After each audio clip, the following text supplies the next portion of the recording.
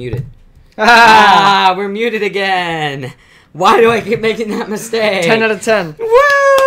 Hello, everybody. Welcome to WordCast number 34. Google is is buying part of HTC. Yes. So that's some of the big news Breaking news confirmed less than an hour ago. Yes. PC news and all kinds of other stuff. It's going to be a very busy week, but thank you, everybody, for joining. And like I said, do JJ Movies. This will be lit. We've got a lot of topics here, so sorry if we don't get to as many questions, although hopefully Felipe is here to ask the really important food question of the day. But, yeah, lots of exciting stuff here. And I don't really think I have much else to say. Let's just jump right into the biggest topic, really, the biggest change in the tech industry now. So, Google came out today and finally confirmed that they are buying part of HTC's mobile division. All of? No, part of. I know, I'm kidding. Okay. This is actually kind of surprising. Not that they're doing the purchase, but that they're only doing part of the mobile division. Yeah. There's been rumors circulating around for a while now that they were going to buy all of HTC's mobile division. Yeah, just leave HTC kind of on their own, not making phones. Kind of like they did with Motorola. Although Motorola still made phones, but they bought the whole division. Yes. Right. Yeah. So what's happening is Google is buying the Pixel division along with some additional design and operational staff, essentially. So they are taking part of HTC's manufacturing process and just integrating it directly into their development for the phones. Yeah, it's exciting. I'm definitely interested in what's going to come of this. I'm assuming we're not going to see a ton, with this current Pixel 2. Not at all. That's related to this at all. But I would assume Pixel 3 is going to be a big deal. Pixel 3 and especially Pixel 4 when it's all designed in-house. Now, do we know if HTC's mobile division, would they have the ability to maybe make like laptops and stuff too? I mean, not currently, but they might have the machining stuff for it. So if they were would assume so, but they are specifically purchasing the Pixel division. The Pixel, that's true. Right. All indication is that is the primary focus of this acquisition, which is sensible. Yeah. Yes. Yeah. And Google already has laptop manufacturing processes because they made the Chromebook. Yeah, the Chromebook Pixel. Yeah. I was gonna say though, the next Chromebook Pixel or the one after that, could be manufactured by HTC. I mean, I don't know, HTC doesn't make laptops. HTC made tablets. They don't. That's why I was saying, if they had the job. machine stuff for it, then it could potentially be Google. It seems like Google has their own for that, so I don't think they're worried about it. It's just building it out for something as mass product as a phone. Right. Is a little different. So okay. Yeah, isn't the Chromebook Pixel discounted right now too? I'm assuming.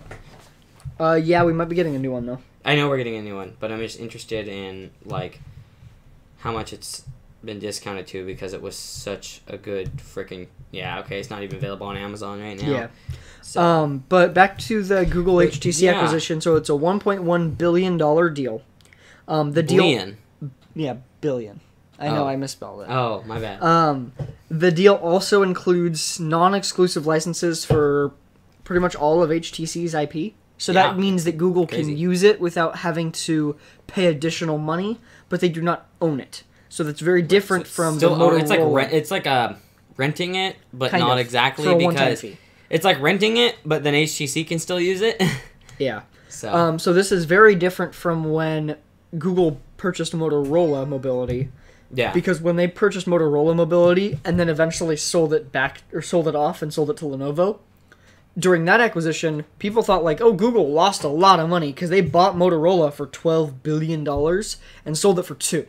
Yep. Yeah. But in exchange for that, they were the savior in a way, though. They kept all of the patents for mobile. It was a patent purchase, but also saving another company. And it also allowed them to get the Advanced Technologies division, which is now working on things like Project Jacquard, which is like the fabric.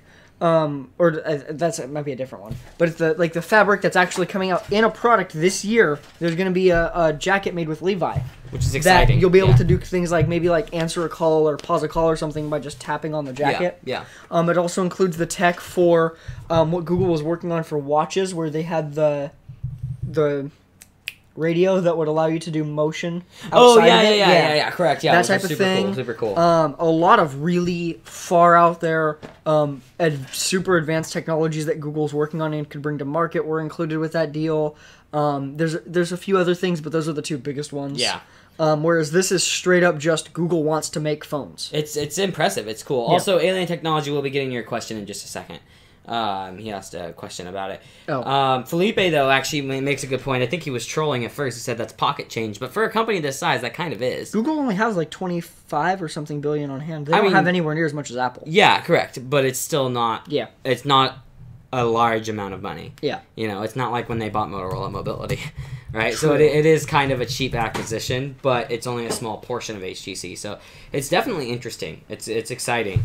So to get to your question, Alien Technology, he says, so is HTC going to still make phones? Yes. Yes. Yes, 100% yes. In fact, the press release from HTC side indicated that they are in preparations for a launch of their next flagship. So we'll see a phone probably this year from them. Yeah. It's exciting. Yeah. So I mean, it's interesting because HTC is still going to be around as a phone manufacturer. Then nothing will seem... In fact, for the generic consumer that knows nothing about tech or phones, doesn't really care, they just buy a phone, they won't even notice a difference. Exactly. Yeah, and that's what makes this really cool. Is us nerds, though, will notice an awesome difference. So it's exciting. It's really, really exciting.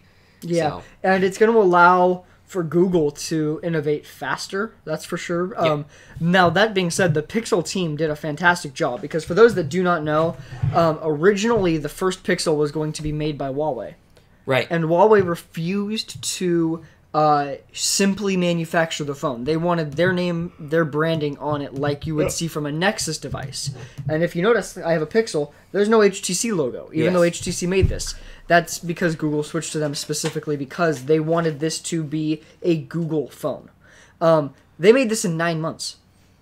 That's an insane turnover time. That's Most a big phones feat. are 2 or 3 years in development. Yep. So that's why we didn't see things like waterproofing. That was this specifically lost because of the lack of time.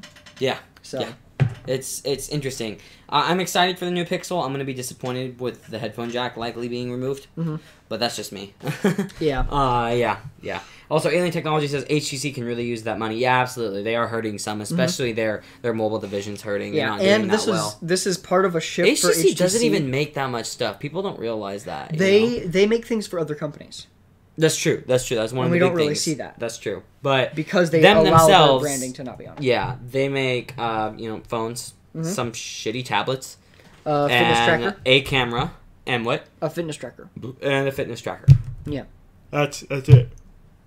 So it's interesting. Yeah. Vive is definitely going to be, I feel like, a key part of their business going forward. Because we are also looking at... VR in general is just going to be something they are that they're working focusing on a standalone Vive product that would not require a computer. Yeah. And that's going to be a big thing for them. That's pretty exciting, too. Because that's supposed to be a lot cheaper, too. Yeah. I'm excited for all of this. It's really, really, really cool. I especially am excited for the next Pixel and the Pixel 3 after that. I don't know yet, though. Like, I'm planning to buy, an off-contract phone of some sort. And I kind of wanted the Essential phone, but its camera's not very good. And it crashes all the time and stuff. And apparently it's a fairly delicate device, even though it's supposed to be durable. iPhone X. No, I'm not going to buy an iPhone X. I'm sorry. iPhone 8 for the camera. No. I'm sorry. Just for the camera. Nope. Okay. I'm good. I'm good. Yeah. So that'll be interesting. It's exciting as well, rather than just interesting. Yeah. Originally today, we thought we were going to be talking about the fact that this was going to happen because earlier today, actually, HTC announced that there was going to be a halt on their stock. And so we expected it to take a few days. Yeah. Like, generally that's what happens. We expected the announcement 6 hours later. I expected the announcement probably midday tomorrow. Now, keep in mind they are in Thailand. Yeah, that's true. That's true. But I expected the announcement midday our time tomorrow. I expected it to be just Google announcing it U.S. time. Yeah. That way their stock could go up. Yeah, I don't know. So it happened really fast. I guess they just came to a deal. I guess I don't know. Yeah. Alien Technology saying the new Pixel XL is going to be $949 is what he heard. All the phones. Phones are starting to become premium. Yeah. So the way that we were going to do a bigger Pixel 2 in depth, but no time. We don't have time for a rumor roundup because there is not going to be a show next week. Yes, correct. I meant to tell everybody that. Yes, there will not be a WordCast show next week. It's my brother's birthday, so I'm going to be celebrating that. So I'm not going to be available. So unless I can somehow figure out somebody else doing it, which I don't think is going to happen because there's going to be people in this house probably. Yeah. So yeah, very unlikely that there'll be a WordCast next week. But then we'll be back the week after that. You'll be without him. Yeah. Yeah. So I'll be back the week after that. Very likely either a special guest or Mirko, which you guys have probably seen Mirko on the channel, or Calvin, who's come in to talk about some esports and stuff on the channel before. Also, thank you to everybody that helped us. I should have entered with this. I'm sorry, guys. But thank you to everybody that's helped us hit 1,000 subscribers. We're finally there. It's really exciting. We're really happy about that. So we'll be making a video about that. You know, the 4 of us on the team. You, me, Mirko, Calvin. So I'm excited for that. It's interesting. It's very exciting, and it's a big deal. And so that's why, the 5 videos a week I wanted to start doing right when we hit 1,000. We hit 1,000 less than a week after I started doing that. So it's just perfect timing. So thank you everybody for that. So anyway, yeah. Oh, and Felipe says a special guest, Alex. Yeah, I don't know if Alex would be the best special guest. Alex would be a great special guest. He'd be a great special guest. We could get the normie's opinion on tech. Be like, hey Alex, what do you think of the new 12 nanometer LP stuff? It's real small. Huh? It's real small. Hey, if we ever had to, maybe you can be on the show. I don't know. I am cute as hell. Yeah. Oh, cute as heck. No, hey, I say fucking hell all the time. It's hey, okay, don't man. curse on my profile. Do not curse on my profile. Okay. So anyway, guys, let's jump into another merger. Yeah. Actually, one more Or do thing you have about something else about the HTC? Yeah. Okay. Specifically, I was going to talk about because you kind of mentioned the Pixel 3 potentially. Yes. That is going to be a very interesting phone because on top of having the Pixel division have been under Google for over a year at that point. Yeah. We will also have very high possibility of Google using their own processor rather than Qualcomm. Which is interesting. Their own silicon. Like, he means, like, nothing rebranded or anything. Yeah. Like, Google designed They've silicon. been working on their own team for a while now. And it'd probably be manufactured by, like, Global Foundries, TSMC, or Samsung. Most likely. Yeah. But it would be a Google-designed architecture, which is really cool. And we're going to talk about more companies designing architecture later, too. Oh, we've got all kinds of PC news as well. This is a busy week, guys. Oh, yeah. So, other merger news. Sprint and T-Mobile mergers have resurfaced. Yeah, the talks about it. The likelihood of it is much higher this time. Last time we really weren't sure. This was, what was that, back in May? Something like that. I think it was May when we talked about that. Where there was talks about T-Mobile and Sprint potentially merging and whatnot. Well, now we actually have, like, not exactly confirmation, but high likelihood here, assuming the FCC doesn't get in the way, which They're they not very... going to. You don't think so? Literally, Jean Legier said that this new administration was going to be a lot more friendly to mergers, and nobody is surprised about that. Yeah. Because the FCC is being run by a formal cable lobbyist. That's a good point. So mergers are going to be very simple. Yeah. So they're taking advantage of that, which I guess is okay. I mean, I don't know. How do you feel about this merger, if it happens? It's weird because it's like it creates a monopoly in one way, but then again it doesn't because it makes them the size of Verizon and AT&T, which are way bigger. The big thing for me as to why I'm okay with this is I don't think that 5-10 years Sprint's gonna survive. I agree. I don't think so. I think that they would just. So either way, we're going to lose a business. We might as well see their stuff, their assets be acquired. Yeah, specifically their frequency spectrum. Yeah, their spectrum. Yeah, their spectrum holding range. go to a company that has plans for it, not a company that's going to hold it. Which is everybody but T-Mobile. Yes. So as of right now, the deal is still weeks away, if it even happens at all. But things are still uncertain. I hope this happens myself. If it happens, it's going to be a stock for stock deal where Jean Legier would still run the company. Yes. However, Sun from SoftBank would still SoftBank owns Sprint, by the way, in case you guys didn't know. He would be a large minority stockholder, essentially, while not having a controlling interest. He would have a decent amount of the vote. Yeah, right, exactly. But Jean Legier would still ultimately be CEO because, let's be real, he's the only reason T-Mobile's where it's at. You would be an idiot to take over, to merge a company and then push him out. Yeah, you don't. Yeah, no, not a good idea. So yeah, in fact, if that happened, I would probably switch to Google Fi. Yeah, I would too. I mean, that's going to be my last... Project Fi is like my final frontier if I... Google Fi is probably going to get a benefit from this, because currently, what are the two networks they operate on? Two of the main ones, Sprint and T-Mobile. Yep, that's a good point. So this could benefit them directly. Yeah. I'm cool Project with that. Fi is interesting. Project Google Fi Fi. It's just Google Fi. They don't call it Project Fi anymore? Oh, okay. It launched. Well, I knew it launched, but I thought they were still using the title Project Fi. I don't think so. Yeah, I'm interested in this too. Whoops, Let's not Google find Finance. Fi.google.com. Yeah. I click it. It Oh, says Project Fi for the URL. Okay. Oh, no, Okay. it says Project Fi. Okay. Okay, so it's Project Fi. It's just a Google Fi look. Yeah, but I mean, you can also call it Google Fi, same thing.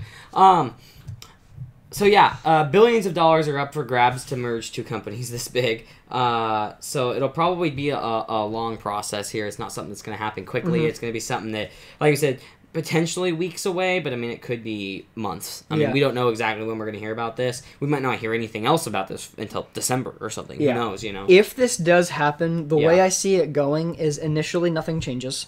Yeah. And then there's shortly after, there would be deals for Sprint customers to switch to T-Mobile.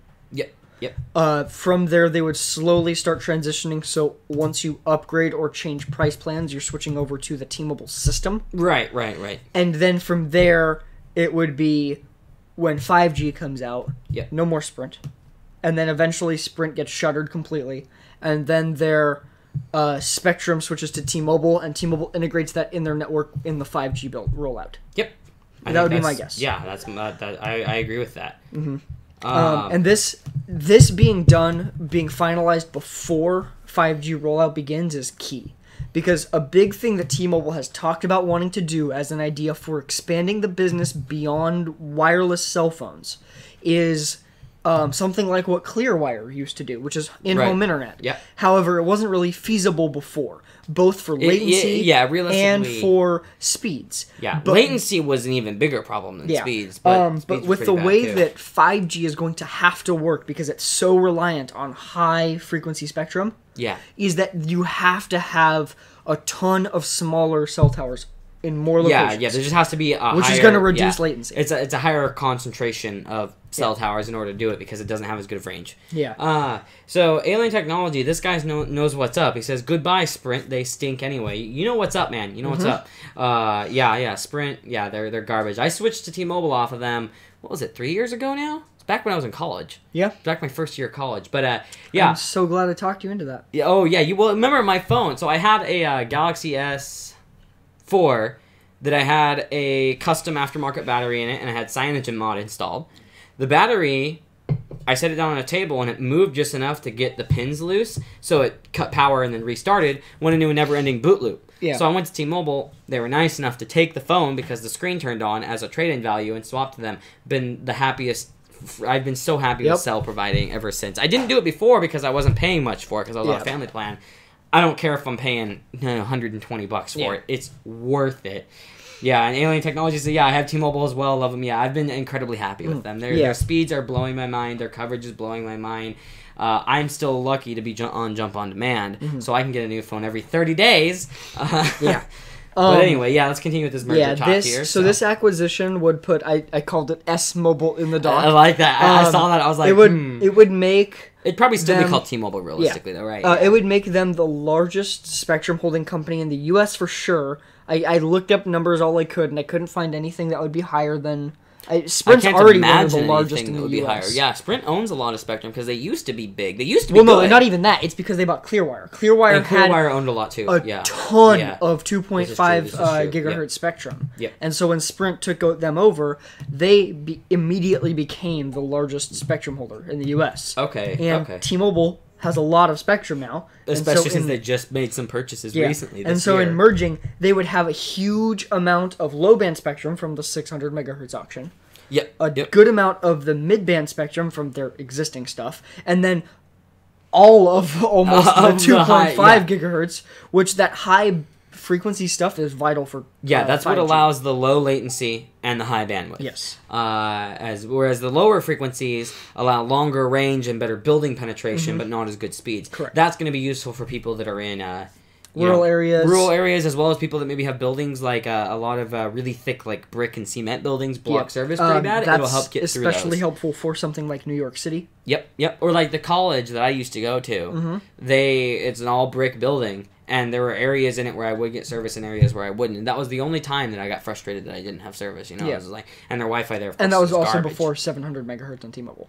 Correct, which they've output here in Portland, Yes. right? Yeah, they've output everywhere almost. So yeah, which is I've noticed that helping. Yeah, but definitely this is exciting. Yeah. So I kind of hope it happens. I realistically think it makes a lot of sense. I wonder what'll happen. I know people that are using Sprint. I feel bad for them. Wonder what'll happen. I wonder what's going to happen with the call center. Yeah, that's a good point. Yeah, because for those that I don't expect any of you to know this, right down the street from us there's a call center owned and operated by what was Xerox, now is kind of a spun-off version called Conduit. Yeah, it's a call center for Sprint. Yes, and I used to work there. Yes, you did, and it sucked. And I know people that still work there. Well, I mean, and it's worse. You worked there for 3 years. No, you worked for Sprint. I'm assuming you could have gotten some kind of discount. I'm assuming you're not allowed to say, but you could have gotten... I can talk about it. Okay, because I didn't work for Sprint. I worked for Xerox. You worked for Xerox. That's a good point. Okay. So because Xerox operates call centers for all the companies because they bought ACS. ACS was a call center company. Yeah. So we got a 10% discount at Sprint. No, 20%, I think. Which was just pretty standard for employer discounts. That's decent. That's decent, though. It wasn't even like a Sprint-specific discount, though. It was literally just like what most employers offered. Yeah. And so what cell provider did you have when you were working T-Mobile. there? Oh, that's right. For reference, I've only ever had TracFone and T-Mobile. Yep. When I was trying to convince some people I know to switch to T-Mobile, one of the things I told them is, look, I have a friend. He used to work for Sprint. He had T-Mobile while he worked for Sprint. Yeah. I started working there in the middle of Network Vision, which for anyone that had Sprint during that, that was the worst time. Wasn't that back when they were using WiMAX? That was in the transition from WiMAX to LTE. Okay, which meant they had to WiMAX do some was actually a good tech. They just didn't have enough towers anywhere. When I first got it, I was pretty happy with it because it had good range. It's really low frequency, I believe. No, it's really high. It's 2.5 really gigahertz. It was the clear wire spectrum. Oh, that's right. Yeah. Okay.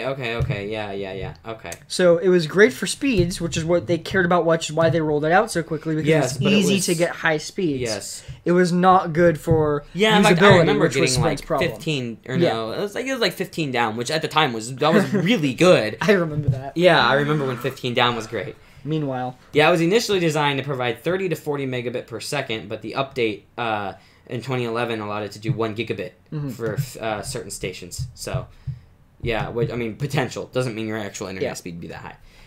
Okay, that's interesting. And T-Mobile's network, even without this spectrum, is solid. Oh, it's great. Yeah, well, if you look at their expansion maps on LTE, that's what's impressive. We went over that on what was the last podcast? Last week, I think it was last week. We went over, and you look at T-Mobile, the fact that they've more than doubled their LTE bandwidth over the last year tells you that they're investing. They really do want to be competitive. And when we talk about the next topic, yes, it shows you what a company can do when they reinvest their money, though. Yeah. Next topic is T-Mobile related. Yes. So this directly ties into that. Directly ties into last week, too. Yeah. Yeah. So last week we talked about Verizon's new plans and how they were deprioritizing people at a lower data allotment than previously. Correct. And we talked about T-Mobile being higher. Yes, T-Mobile was 32 gigabytes, which was the highest in the industry by a significant they margin. originally, what was it? It was 22, and then they went up to 32. It was 22, then like 26, then 32. Okay, yeah. So last week we talked about the increase from 26 to 32. No. We talked about Verizon's decrease. Was it 2 weeks ago? There was a while ago when we talked about. It was like a couple months ago. Okay. Yeah, it was. Okay. They increased it a while. That's right. Yeah. Okay. So they increased it a while ago. Yeah. But so T-Mobile has had this long-standing policy of trying to keep it at 3% of the top 3% of users.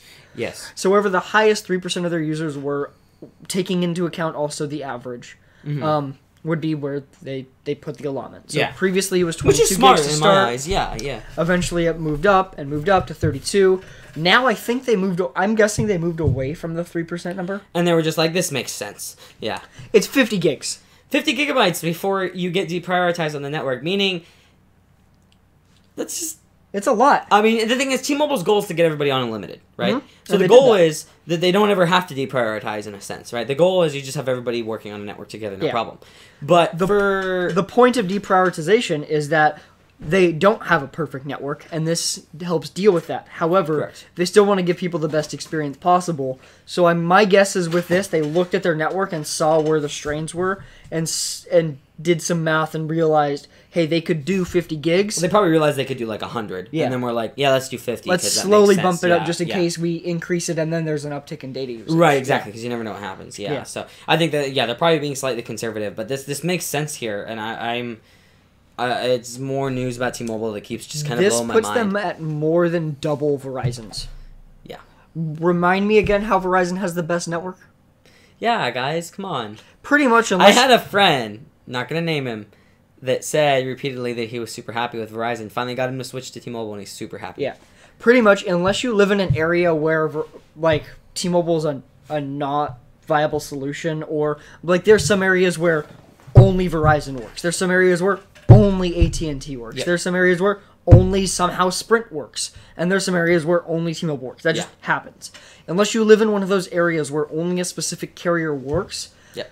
T-Mobile is definitely positioning themselves to be the just option. Yeah. Everyone else just exactly. kind of Uh-huh. sucks. Yeah. There's no, I mean, like, unless you're going out of the country, especially overseas, then but other than those two things, there's no reason to not be on Yeah. T-Mobile in America. If you're going out of the country, especially overseas, you should switch to AT&T. Is my eyes. T-Mobile. T-Mobile includes international travel. No, they do. Correct. They include the international travel, but I'm talking coverage-wise. AT&T has really massive coverage over in like the UK and stuff, as far as I understand. T-Mobile's owned by Deutsche Telekom. Yeah, I know. Yeah. But that doesn't necessarily mean that they have all the You coverage. get over the there. service from Deutsche Telekom. It's true. Okay. Okay. To speak to Alien Technology, he was saying he remembers when the AT&T merger failed and they had to pay T-Mobile money. That's actually what allowed them to expand their network so quickly. They Yeah. took that money and they invested into actually their network. spent it. Yes. Whoa. That's something that's unthinkable. Companies spend their money sometimes. I know. I Well, mean, they're not big Apple. companies. Yeah, well, that's true. That's true.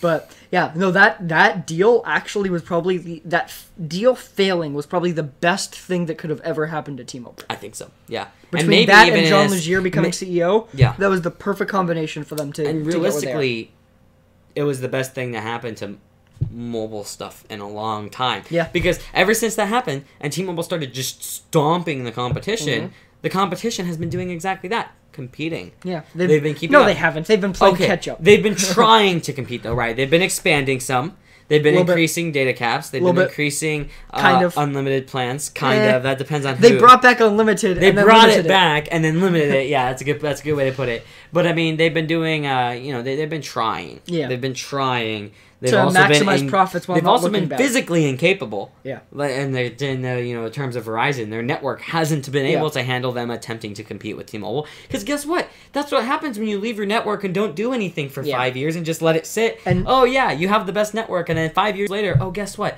Somebody actually has something better than you because you haven't put any money into it because you're stupid. And now Verizon's in an awkward position where it would be a terrible business decision to upgrade their network in any significant capacity because 5G is a couple years away. Exactly. Yeah. So- So it's just now they're kind of screwed until 5G. And it's just like, but again, this is what happens. Companies, we need quality companies and quality CEOs, but quality companies that are huge, that are really large in these very oligopoly markets to actually do really good things, spend their money, make the best product they can, and try hard to force these other companies out. Yeah. Because that's the way that capitalism is supposed to work, right? Is you're supposed to have competition that pushes but when you only have 2 or 3 big companies, and especially when in terms of like actual local internet, when it comes to Comcast and Charter and Time Warner, they're all in cahoots to not compete. Yeah. But they're doing it in a legal loophole so that they're not getting in trouble for it, especially because we don't have an FCC that cracks down on anything. Yeah. But In fact, they make it worse now. yeah. But we need a quality company to come around in that area as well to push them and say, hey, you've got to spend your money and actually attempt to compete or you're going to go under. Yeah. And that's what needs to happen, and that hasn't been happening, and it's unfortunate. And that's actually something I actually like to give kudos to Google about, is I feel like they try really hard to promote competition, especially until now. They didn't manufacture their own devices other than like Google Glass, right? And I mean, technically they're not still really manufacturing the device too. I mean, it's mostly a design team and stuff. For the new Pixel, when they bought the HTC, that includes I think they're taking the manufacturing portion. Okay. The plan is that they will have their own full process for manufacturing. Okay. So they, from start to finish, it's a Google product. Okay, that makes sense. So, yeah, that's... So it's just, but again, this just shows we need companies like this to reinvest their money, because it's better for the consumer, it's better for, the employees, it's better for everything, and better for innovation. Yeah. Okay, you go ahead and go on about this. Or no, I'm the one that added this one in the iOS 11. No, I did. No, you did. Okay, no, I read about it. Okay, yeah. Continue. So, iOS 11 completely killed 32-bit apps. Completely. So, for those that don't know, operating systems generally run in either 32 or 64-bit. I'm not going to explain the differences of those very much. But long story short... 64-bit's better. Yes. Yeah. 64-bit's better. Apple has been, since 2015, rejecting any new applications or updates that are still built in 32-bit. So essentially, any modern app is already 64-bit. However, if you're using like super old applications that haven't been updated in a few years, and they are 32-bit, when you update your phone to iOS 11, the app will not launch. It will literally say... This makes me happy, by the way. Yeah. It will literally say that the dev needs to update their application. Yeah. Now, while yes, this is awesome from a development standpoint, and very good for Apple from a development standpoint. It does hurt users. It does hurt users, but it's also just interesting because it's pretty much unprecedented to see legacy support be in an operating system be dropped after just 2 years of announcing it. Especially by Apple. Yeah. Apple's not. I mean, Apple likes to. They what's the term they use? Not take risks. Have courage. Courage. Yes. Apple likes to say that they have courage. I feel like that's a really generic thing to say. They haven't. Yeah. It's true, Alex. Alex says it's a generic thing to say, but no. I mean, they like to say that they have courage. Removing the headphone jack. But anyway, there have been a lot of areas in the past where they don't have courage, right? They keep legacy support around for a long time, which in some ways is a great, a big reason why people that actually know the market and aren't buying Apple because of a bitten Apple logo, buy it is because of, I can get this iPhone and I'll get all the latest updates for 5 years, cool. Yeah. So this is a little bit surprising, but I'm happy about it. I'm happy about it overall. It's better definitely for the a market. mixed bag. I don't know. My worry is Apple has a habit of setting trends, not always good ones. Yeah. And I don't want to see Windows start following 2 years from now, dropping support for something that's been a standard that I don't think Windows will. I don't think they will, but then again, Windows is a power user OS. Then again, I didn't think they'd start making shitty laptops. That's true. If Windows starts making decisions like that, everybody's going to go to Linux. And if the market, productivity-wise, and the nerds and stuff are going to go to Linux, including myself. I will go to Linux if that's the case. I honestly think that would help Apple if they did that. Maybe so. But then that means the application support's going to come to Linux, and it's going to make the most sense in the long run. We'll see. But, again, we'll see if that ever happens. I'm just saying that if Windows starts making decisions like that, that's going to boot me off in, and I'm only going to have Windows on a gaming OS. I mean, I'm already converting my server to Linux, which obviously that makes a lot of sense. I use Windows for productivity due to applications like Premiere Pro being on Windows. Also, we have a comment I wanted to address really quick. So, Greatest Journey says, off topic, but thanks for the Everkey bag review. It helped a lot. So, yeah, I have the Everkey Titan backpack. I'm not going to show it on camera right now because it's all the way across the room. But I did a review of it a while ago. If you guys want to check that out, that'll, you can search for it on the channel or whatever. But, yeah, glad to see you joining the live stream from that video, or at least that you found the channel watching that video, I'm assuming. I appreciate it. Yeah, I'm actually going to have another video coming out on that one within a couple weeks about how it's held up. So stay tuned. But anyway, so continue on. Sorry. My bad. Yeah, that's really it. That's really it. The drop in. Yeah. Well, what's the error? Did you talk about what the error in specific says? It literally just says that the developers need to update their app. Which I think is a good way to put it. Yeah. Consumers. Not this app can't run. Yeah. The dev needs to update the app. Yeah. So I think that makes sense. All right. So. I think that's it for mobile news. Yeah, I think that's really it. Greatest Journey says, gamers and graphic designers need Windows, can't move to Linux yet. This is true, and yet is the key word. If Microsoft makes too many stupid decisions, they will, including myself. Mm-hmm. I use Windows for both my gaming-centric system, my mobile system, my workstation, and my server, but my server's going to be getting swapped to Linux probably this weekend, actually. Yeah, and then Alien Technology says, yeah, ironically, Games is keeping Windows alive. This is true. And I was hoping the Vulkan API would help with that, but it hasn't as much as I wanted. I think that a big part of it is even the best as far as user interface versions of Linux are just not user-friendly enough for most people to want to deal with. Yeah, I think that's true. And until they fix that, it's not ever going to be even have potential to be mainstream.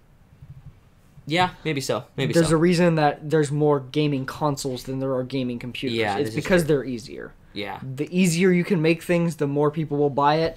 That's Look at the iPhone. I like the idea behind, the Steam machine. Yeah. Right? And that's running on Linux.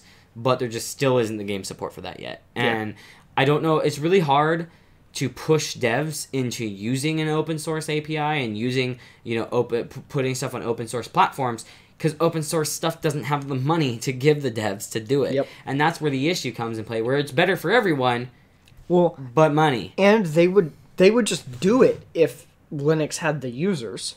Exactly. Yeah. And that's what I was getting at earlier. Linux won't get the users until it gets the UI.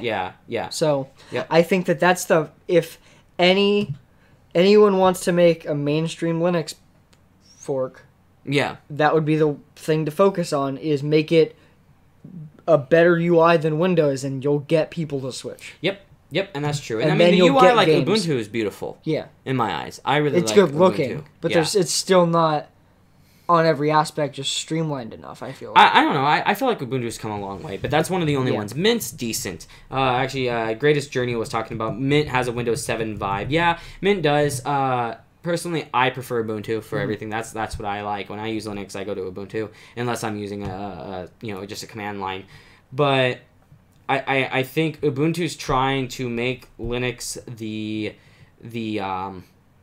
Windows of Linux, so to speak. They're trying to streamline it, trying to make it be simple, make more sense, and not as much just the nerd operating system. It still is. I mean, my server I'm going to be running on Ubuntu most likely. And Greatest Journey, Ubuntu offers tech support for noobs. This is totally true. Yeah, they do. They definitely do.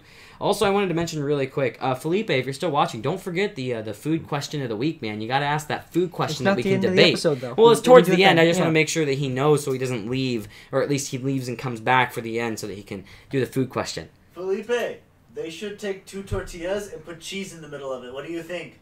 Yeah, Felipe, what do you think about that? I hope you heard Alex. He says they should take 2 tortillas and put cheese in the middle. Do you think that's a good idea? He invented a new food. Yeah. Yeah, so Felipe's like, I got you. Okay, he's in here. All right, thank you, Felipe. Yeah, don't just make sure you got that question at like 10:45, all right? What do you think of my thing, Felipe?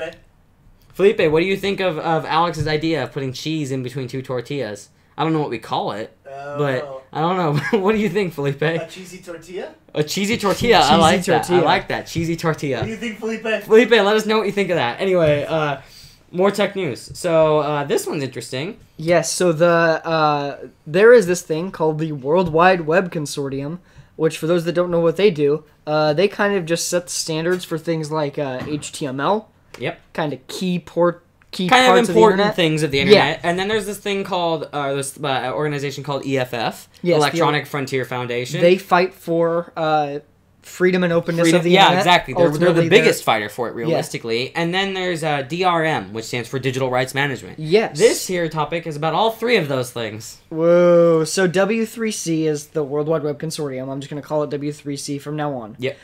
They have ditched the previous consensus on not having DRM be standardized into HTML, specifically Correct. And HTML5. Also not having breaking DRM be a felony, I believe. But that's just the law of the land. I thought it used to be a misdemeanor before this.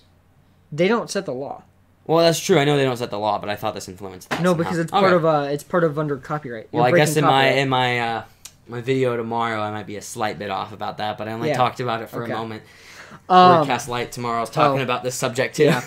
So, in July, they have a singular director of the World Wide Web Consortium. Why? I don't know, because it's supposed to be Doesn't a make group. sense. It's supposed to be However, this group is that's kind of what consortium means. This group has kind of gotten ruined over the past few years, and I'll talk about that. But in July, the director overruled member objections and standardized DRM within the HTML and specifically HTML5 standard. Yeah. So they are using this new thing called encrypted media extension, which is essentially just the whole goal is to make it so that big media companies can make it easier to publish video without things being like pirated as easily. However, there are a lot of other consequences I'll talk about in just a second. Yeah. Now, these decisions, as I mentioned, the whole goal is to improve or make it easier for the entertainment industry. The whole point of this was decisions pretty much made by them. Which is not cool. A few years ago, several large entertainment industry members joined. I don't know the exact names of the companies, but the article I was saying just mentioned that there was quite a few very large members joining. I don't remember the names either, unfortunately. So they joined. Obviously, they pushed for this, and since they're big companies, they had a lot more power than the companies that give a shit about people. Because that's the way the things work in this I hate country. that. Yeah. Well, it's not just this country. I It's know. large companies in general, but yeah. Yeah, but we just have the most. We have the most large Yes. companies because Yeah. companies do thrive in this country, and then we have Well, the big ones do. the big ones. Yeah, the big ones do. Because they set the laws. It's so bad. And so when this decision was announced in July, the Electronics Frontier Foundation appealed this, which is the first time since the W3C was founded that a decision has been appealed. Yeah. So that tells you something's going on. Yeah, corruption. that tells you how serious this is. EFF's pissed. Yeah, and then They're real ultimately, pissed. with the appeal, it got brought to a vote, and it ended with a 58.4% in favor of keeping DRM. This literally would not happen if they did not bring in entertainment industry members. Yeah. Personally, I don't think they should have been brought in at all. I think that the W3C should be focused on keeping the internet for consumers. Because that's realistically that's the important thing. Yes, And- that's the whole point of which the W3C was founded, was to give standards that make development for the internet easier and make things easier on the users. Yeah. So this is going to be very interesting to see how things like Mozilla responds, because they're a Mozilla's very gonna be open pissed source too. company. Yeah, that's in fact I love Mozilla for Yeah. that. Even though I use Chrome as my main browser, Mozilla's awesome. Well, and Chrome is I use based off of Chromium, an open source OS. exactly, and I use Thunderbird as my email client. It's Mm-hmm. the only realistic quality email client for desktop PC right now. Yeah. Like Mozilla does great work, and their programs are incredibly stable. But anyway, point is, instead of praising Mozilla here, Mozilla's going to be pissed about this. Yeah. I'm sure they're going to be complaining about this publicly. I mean, this is not cool. Here, so big consequences come from this, though. Yeah. It's not cool. So, So the DRM, again, download rights management, Mhm. like this, it directly impacts security researchers, accessibility workers, all kinds of stuff like that on the internet. Yeah. Because... So Go ahead. any breaking of DRM is a felony. Yep. And if you're looking into security, to make sure that something like HTML5 web players are secure and not going to allow for people to put in viruses, you literally have to break DRM, which is now literally or which is not now, Well, it which always is a was felony, but now, like... it's being standardized. But, yeah, well, it's being standardized, Yes. as well as that means it's going to be enforced more. Meaning companies are going to care more Yeah. because they can actually do something about it. And the public needs to... We need to have as big of an outcry about this realistically as we do about net we need to neutrality. start. Well, we need to We need to deal start with net fighting the neutrality internet. first. Yeah, we need to. Yeah, true. But we need to start fighting against this bullshit going on in the internet in this country. It's wrong. And it's Yeah. not cool. So yeah, like security researchers not gonna be able to really work around this, which means that users are going to get more viruses, more security threats, things like that, because security researchers will have to choose between doing this or risking jail time. Yep. On top of that, accessibility workers can't, utilize or go into the DRM as much to like make tools for things. Before this too, DRM was company by company specific. Yes. Correct. Yeah. It wasn't. I mean, I know this is standardizing it, but there wasn't really like a widely adopted. It was generally a company basis thing. HTML5 didn't really have any kind of DRM, which is why Netflix, for example, didn't use it. They used Silverlight for the longest time. That's right. Okay. Because Silverlight was straight up made to be a DRM web player. Yeah. Okay. So Flash, this does mean Netflix might swap over to Yeah. HTML5. Yeah. Then. They haven't yet, correct? They're still using so, Silverlight. Yeah. Okay. They're at least using Silverlight on desktop, which is where people are most likely to pirate the videos. Yes. Okay. You just don't have to install it now. Okay. That's the big difference. Because there's a Silverlight web player. But yeah, so like accessibility workers are gonna have a hard time making tools that for people that have like visual and audio impairments. Archivists literally can't archive web video because it's technically pretty much Yeah. downloading YouTube videos once YouTube switches over to or like update to HTML5. Yeah, because they're already using it, but Yeah. once they officially implement legally, this, like it could be a felony to simply download a YouTube video. And the thing is, we need a free and open internet. Yeah. And the thing is, like, it's not like we have a problem when it comes to this content. Like, commonly, streaming content and stuff like that isn't ripped. Mm-hmm. Like, that's not that common. Yeah. When people do torrents and stuff like that, that's usually somebody rips, like, a Blu-ray or something and delivers it. It's not generally somebody recording a live stream or ripping a YouTube video. Yeah. And once in a while, you get the occasional YouTube video re-upload. But that's no big deal because Google deals with that. Yeah. They've already cracked down on that so hard, it's very rare that ever happens anymore. Yeah. But the only people that care, and the reason this is happening, is the movie and music industry. Money. Mostly, I feel like it's probably the music industry. I imagine, because if the movie industry's been fairly open about like piracy and stuff. They're like, it helps us because it does. Some of them correct. are very, some of them are very strict about it. Whereas the music industry has been kind of a general. Yeah, especially since downloading YouTube or using YouTube for music in general, especially non-official videos, has always been commonplace since YouTube got popular. Yeah. On top of that, that's why YouTube Music came around, so that music producers can get a cut. Yep. But on top of that, people that will use YouTube to MP3 converters and download music videos just in music format. Yeah. That's a very common way to torrent music now. Yep. To pirate music, not torrent. Sorry. Also, Greatest Journey was mentioning. You said, have I tried BAT? Have I tried the BAT? Not sure what that is actually. So please leave another comment. But then you were saying something about DTube here. Yeah, I was actually interested in DTube. I don't know much about it. I've done a very small amount of research on it, but it's like a blockchain source for video content. This might affect that. I don't know. Were you saying, though, that like DTube and stuff like that has re-uploads of YouTube videos? Because if so, I was talking about re-uploads to YouTube in specific. Mm-hmm. So, but anyway, continue. Yeah. So this actually caused, though, the EFF to resign. Yes. So big time. They left a mean letter. Yeah. Now they are looking at the concerns of the recommendation. This is something that actually did come out today. So they are taking feedback. I mean, they are even like actually responding to the accusations of just overriding objections, to not responding to those objections, to getting rid of its mission statement, agreed to all kinds of stuff. So they, as of right now, still nothing changes. But we will have to wait and see. Yeah, indeed. So this needs to be dealt with. Yeah. And the EFF is one of the places to deal with it. Yeah. I mean, I feel like if you guys want, I wanted to ask the chat this. I want at least a few people to say, if you guys want, I will read the letter that they actually sent. I think you should just it's link pretty it. long. I think yeah. you should just Well, I'm link going to link to the boingboing.net article here if you guys want to read it yourself. But if you guys want to hear somebody read it, then yeah. Yeah. Greatest Journey was saying the Bat is an alternative to Thunderbird. Interesting. I'll have to look into it. I've been using Thunderbird for quite a while and been pretty happy with it. Yeah.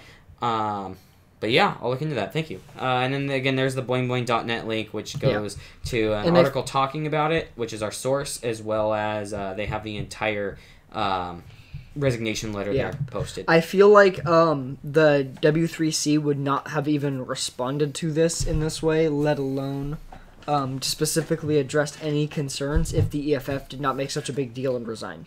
Yeah. The EFF needs to.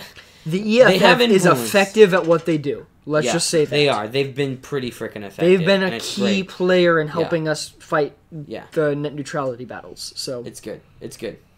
honestly, you guys, if you can donate to them, they are a solid place. I've never donated. Why? I need to donate. Yeah, I have. Yeah, they're fantastic. Yeah.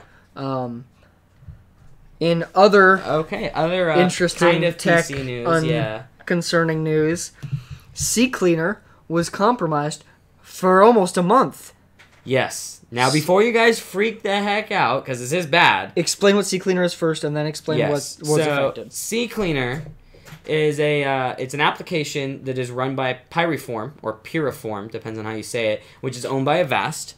And it's basically a utility most commonly used for registry cleaning, but also for a lot of other stuff. I feel like even more than that, it's just used for general like computer cleanup. Yeah, I mean, what it does is it's able to clean, temporary files and stuff like that you could do manually but may not know how to. And it's also quicker, so I mean, I use it anyway to delete files. It's great for like force uninstalling applications that for some reason are glitchy and like won't uninstall. It also does registry scans and fixes registry. It can clean up your browsing history and stuff like that. It's a very, very robust application actually when it comes to data management, and it works really well. It does a great job, and I've used it on many, many systems. And I almost freaked out when I read this until I realized that it luckily only affects 32-bit systems. Yes. That is really good because most computers sold in the last 5 years are all 64-bit, and most people that would likely use this are going to be using it on a 64-bit system. Yeah. If your computer shipped with 4 gigs of RAM, you're probably using 64-bit.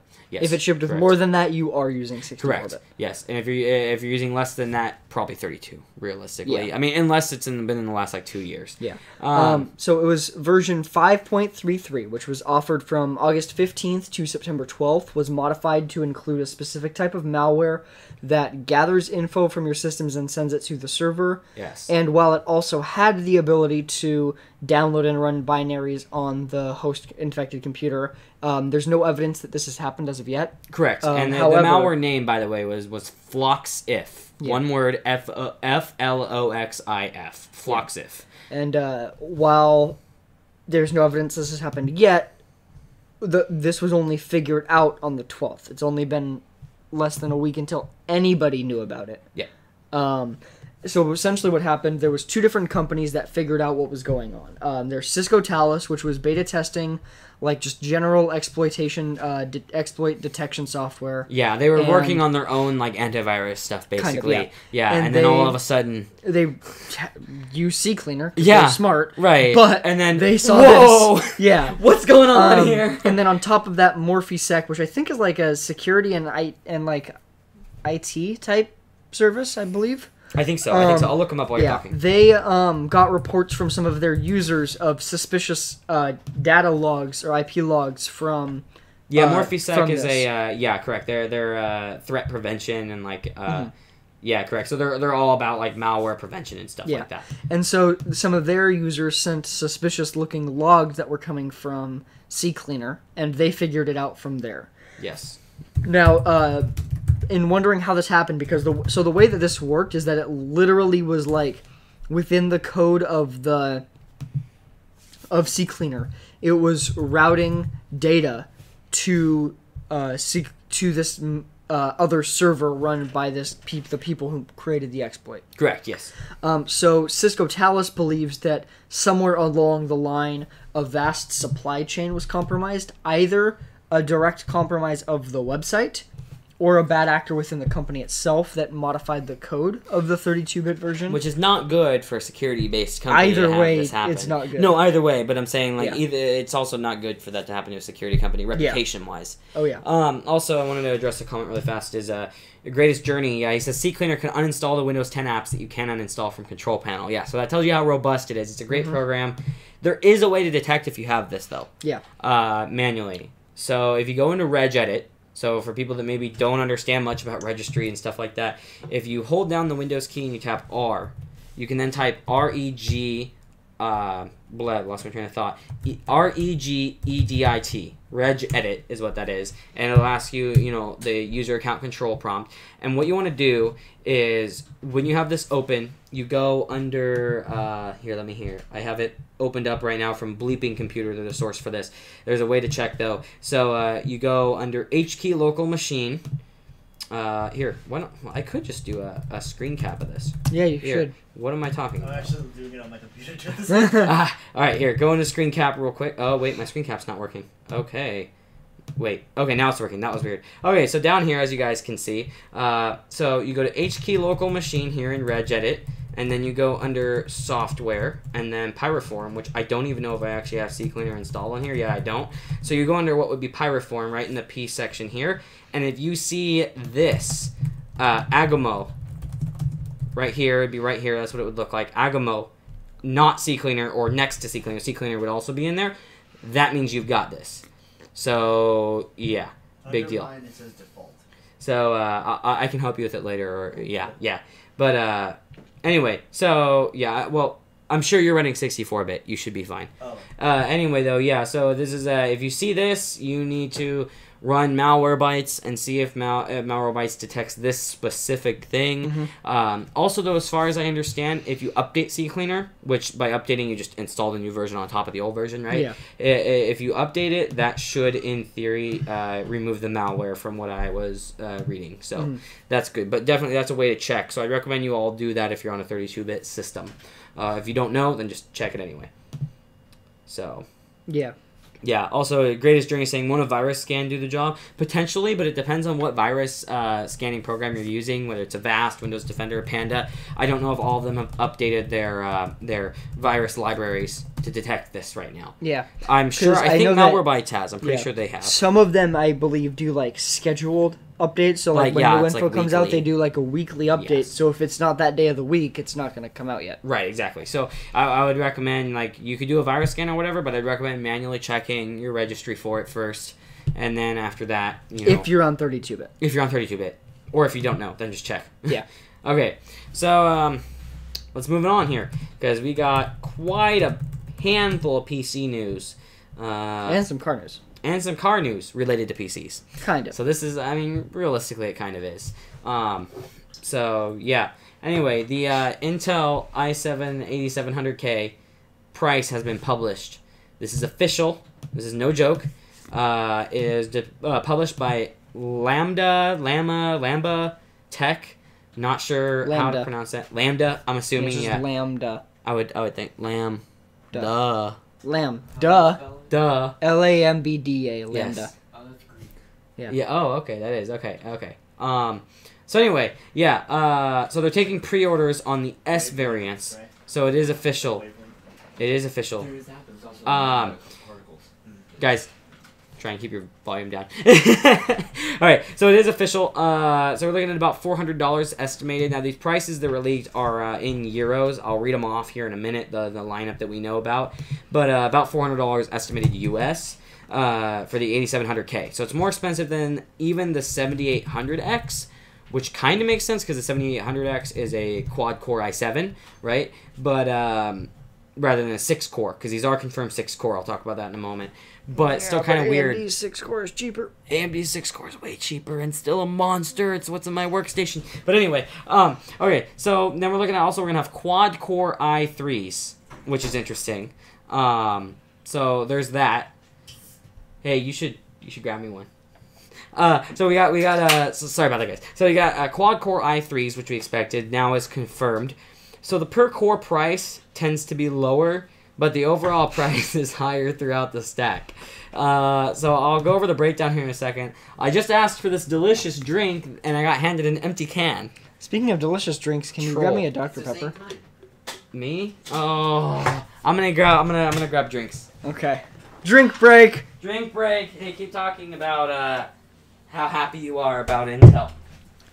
Wow, Intel sucks. But no, for real, unless you need a very specific use case, buy AMD. Ta-da. Thank you. Yeah. I needed that. Yeah. Now I know. Okay. I mean, realistically, guys, yeah, unless you need serious single-core performance for whatever reason, and you're willing to pay for it, you should go AMD right now. Especially because we need to kick Intel in the butt so that they can start innovating again. Yeah. Yeah. So, anyway, sorry about that little cut there. So, getting back to the price breakdown here. So, now the prices that I'm going to read off are estimated in the U.S., not including any kind of tax. So, keep that in mind. They're not necessarily confirmed. These are conversions, roughly, from the conversions kind of rounded. Can you check in there and see if it's including the European prices, including VAT? The European price is including taxes. Okay, so it'll be quite a bit cheaper for U.S. Correct. Because we yes, won't have but those taxes if you do the in our conversion price. and then you estimate cheaper, like drop like $25 off the price or something. Yeah. So yeah.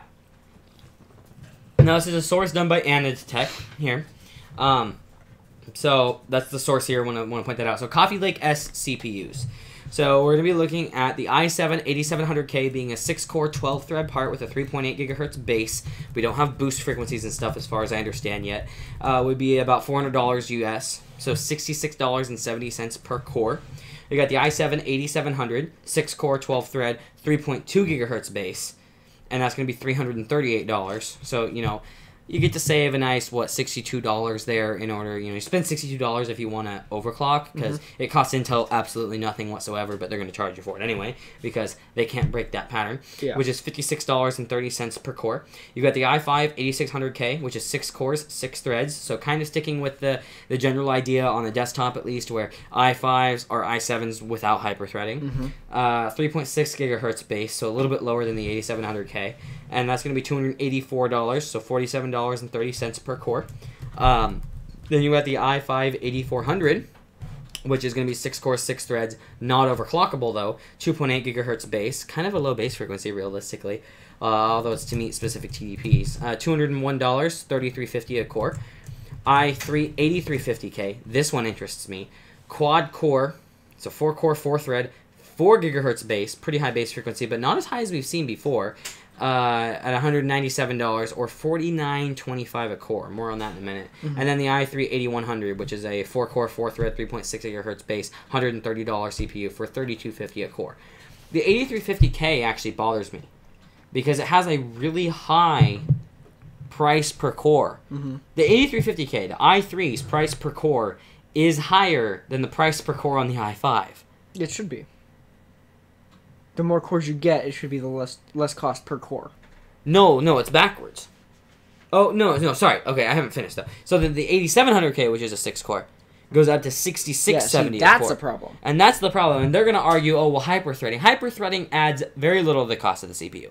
Realistically. It's not much. It's just another lane. It's just another thread. It's not a huge deal. You shouldn't be seeing a $17 increase in price for hyperthreading per core here we're talking about, so that's a little ridiculous. Now, what's interesting here is the base frequencies. Intel doesn't want to go above a certain TDP because that makes them look bad. That makes them look like they don't have the efficiency down. When it makes them look like they're being beat in efficiency, which they are. So anyway, it makes them look that way. So they don't want their TDPs to change by much. So instead, they're lowering the base frequencies. Because I mean, if you look at like a 6700 or let's say 7700K, because that's the most modern, even though 6700K is I think 4.2 gigahertz. Yeah, it's on the page. It's literally on the URL. It's literally right in front of me. So the 7700K is 4.2 gigahertz base, rather than the 8700K being 3.8 gigahertz, and even the i3, the quad core 4 thread, which you would imagine, okay, couldn't they just hit? Why is the base frequency on a 4 core 4 thread lower than the base frequency on a 4 core 8 thread last generation part? Yeah. Doesn't make any sense. You should be seeing higher stuff there. Now, maybe the i3s are trying to keep into a different TDP because it's an i3, I don't know. But it's kind of weird. And even if, But they had an i3 at 4.2 base last time and an i3 both overclockable at 4.0 this time. Yeah, exactly. So it doesn't make sense that they're lowering. If you're looking at the core versus core, they're lowering it. So like the 3.8 gigahertz for the 7600K, 4-core 4-thread, which is basically the i3 8350K 4-core 4-thread, is 3.8 gigahertz base versus the 4 gigahertz base. So that's an increase there. But overall, it's weird. Yeah. It's weird. I don't know exactly what to say about what Intel's doing. I don't think it makes sense. We got our camera bumped. I'm gonna have to fix that. Sorry. Alex! Yeah. Intel's entire product stack is utterly ridiculous and stupid. Just gonna say that right now. Yeah, it's Because bad. we have extreme processors with 4 cores, 4 threads, which is the same, and a base clock of 4 gigahertz, which is the same amount as the i3. It's dumb. It's like What? actually dumb. And When are we gonna get dual core i3 extremes? well, you know what they should do? They should do a dual core i3 Extreme A single that has core. 8 threads. No, it needs 4 threads per core, They need even a though there's going to be 0 benefit. They need a single core i7 Extreme that's clocked at 20 gigahertz. on the just mobile for gaming. on the mobile platform. No, just for gaming on desktop. On mobile. Desktop. No, only offered in mobile desktops. No, sorry, it only works on ITX boards. Yeah. I don't understand. But the CPU is bigger than Threadripper, and it's just one core. Yeah, exactly. One See, massive none core. of this. So the thing is, so we've been griping about Intel for quite a while on this channel, on these WordCasts in specific. But the reasoning for that is what they're doing.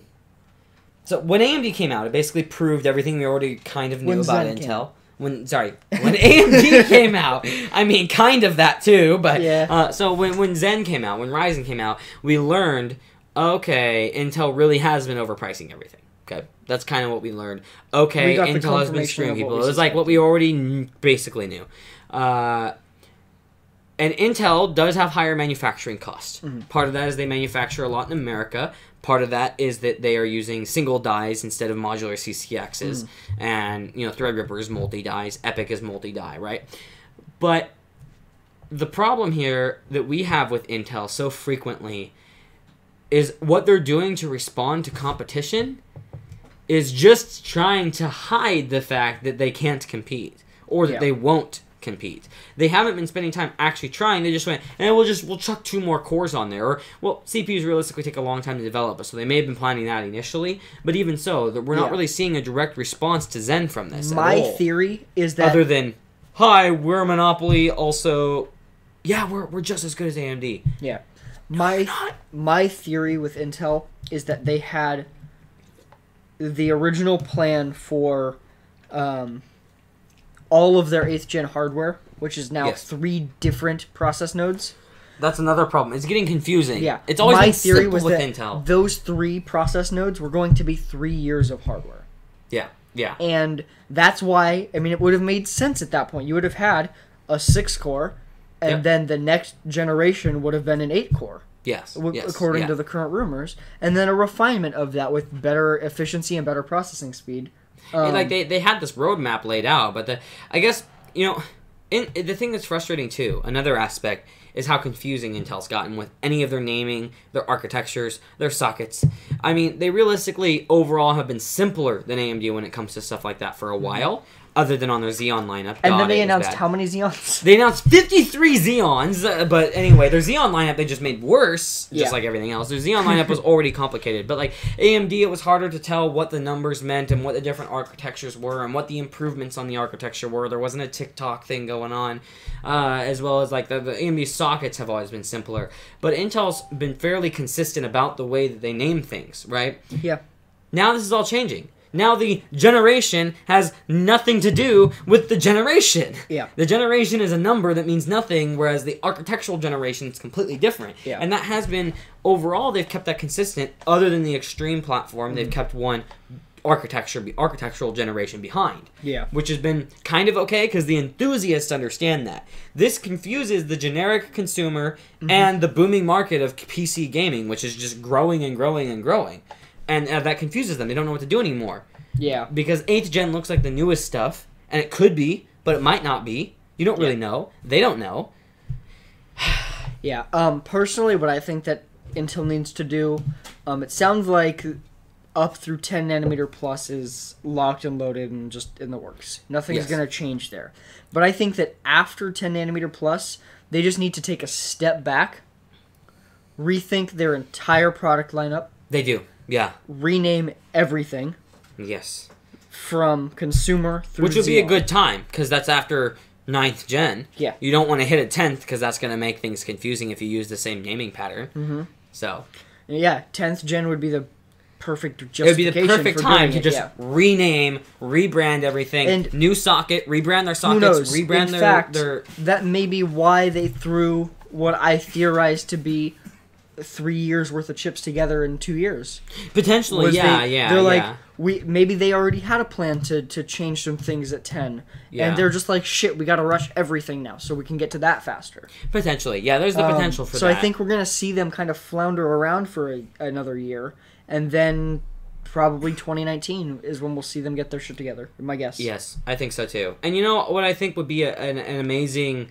Where Intel maybe really will start hurting is in the mobile computing sector. Oh wait, great segue into the next topic. Ryzen mobile APU benchmarks have been leaked. So APUs are a little bit different from integrated graphics on a CPU. So keep that in mind. I'm not going to go over all the differences because it's a long, complicated topic. Maybe I'll explain it on an episode of Blips sometime. But AMD's APUs look awesome, but are potentially concerning in my eyes, and that's for several reasons. Well, mainly one though. Is the fact that they're going to be using Vega as their graphics architecture. Mm-hmm. I feel like they should use Polaris, even though it's not quite as good performing because it's more power efficient. The biggest, most important thing when it comes to laptops, performance lightweights, and ultrabooks is power efficiency. That is the most important thing, except maybe the lightweight gaming notebooks, not quite as much. But I have a little bit more to touch on that in a minute. But the thing is, Vega, we have proven, especially for gaming, isn't particularly efficient. Now, I don't know how efficient it's going to be if they underclock it a lot, because Vega's clock speeds themselves, which is probably part of why it's not efficient, in order to compete with NVIDIA, have been pushed way higher than AMD's previous architectures have ever pushed clock speeds. Yeah. So that might be where it is. So if they clock these way down, Vega maybe is a really efficient architecture. Mm-hmm. We'll have to wait and see what happens.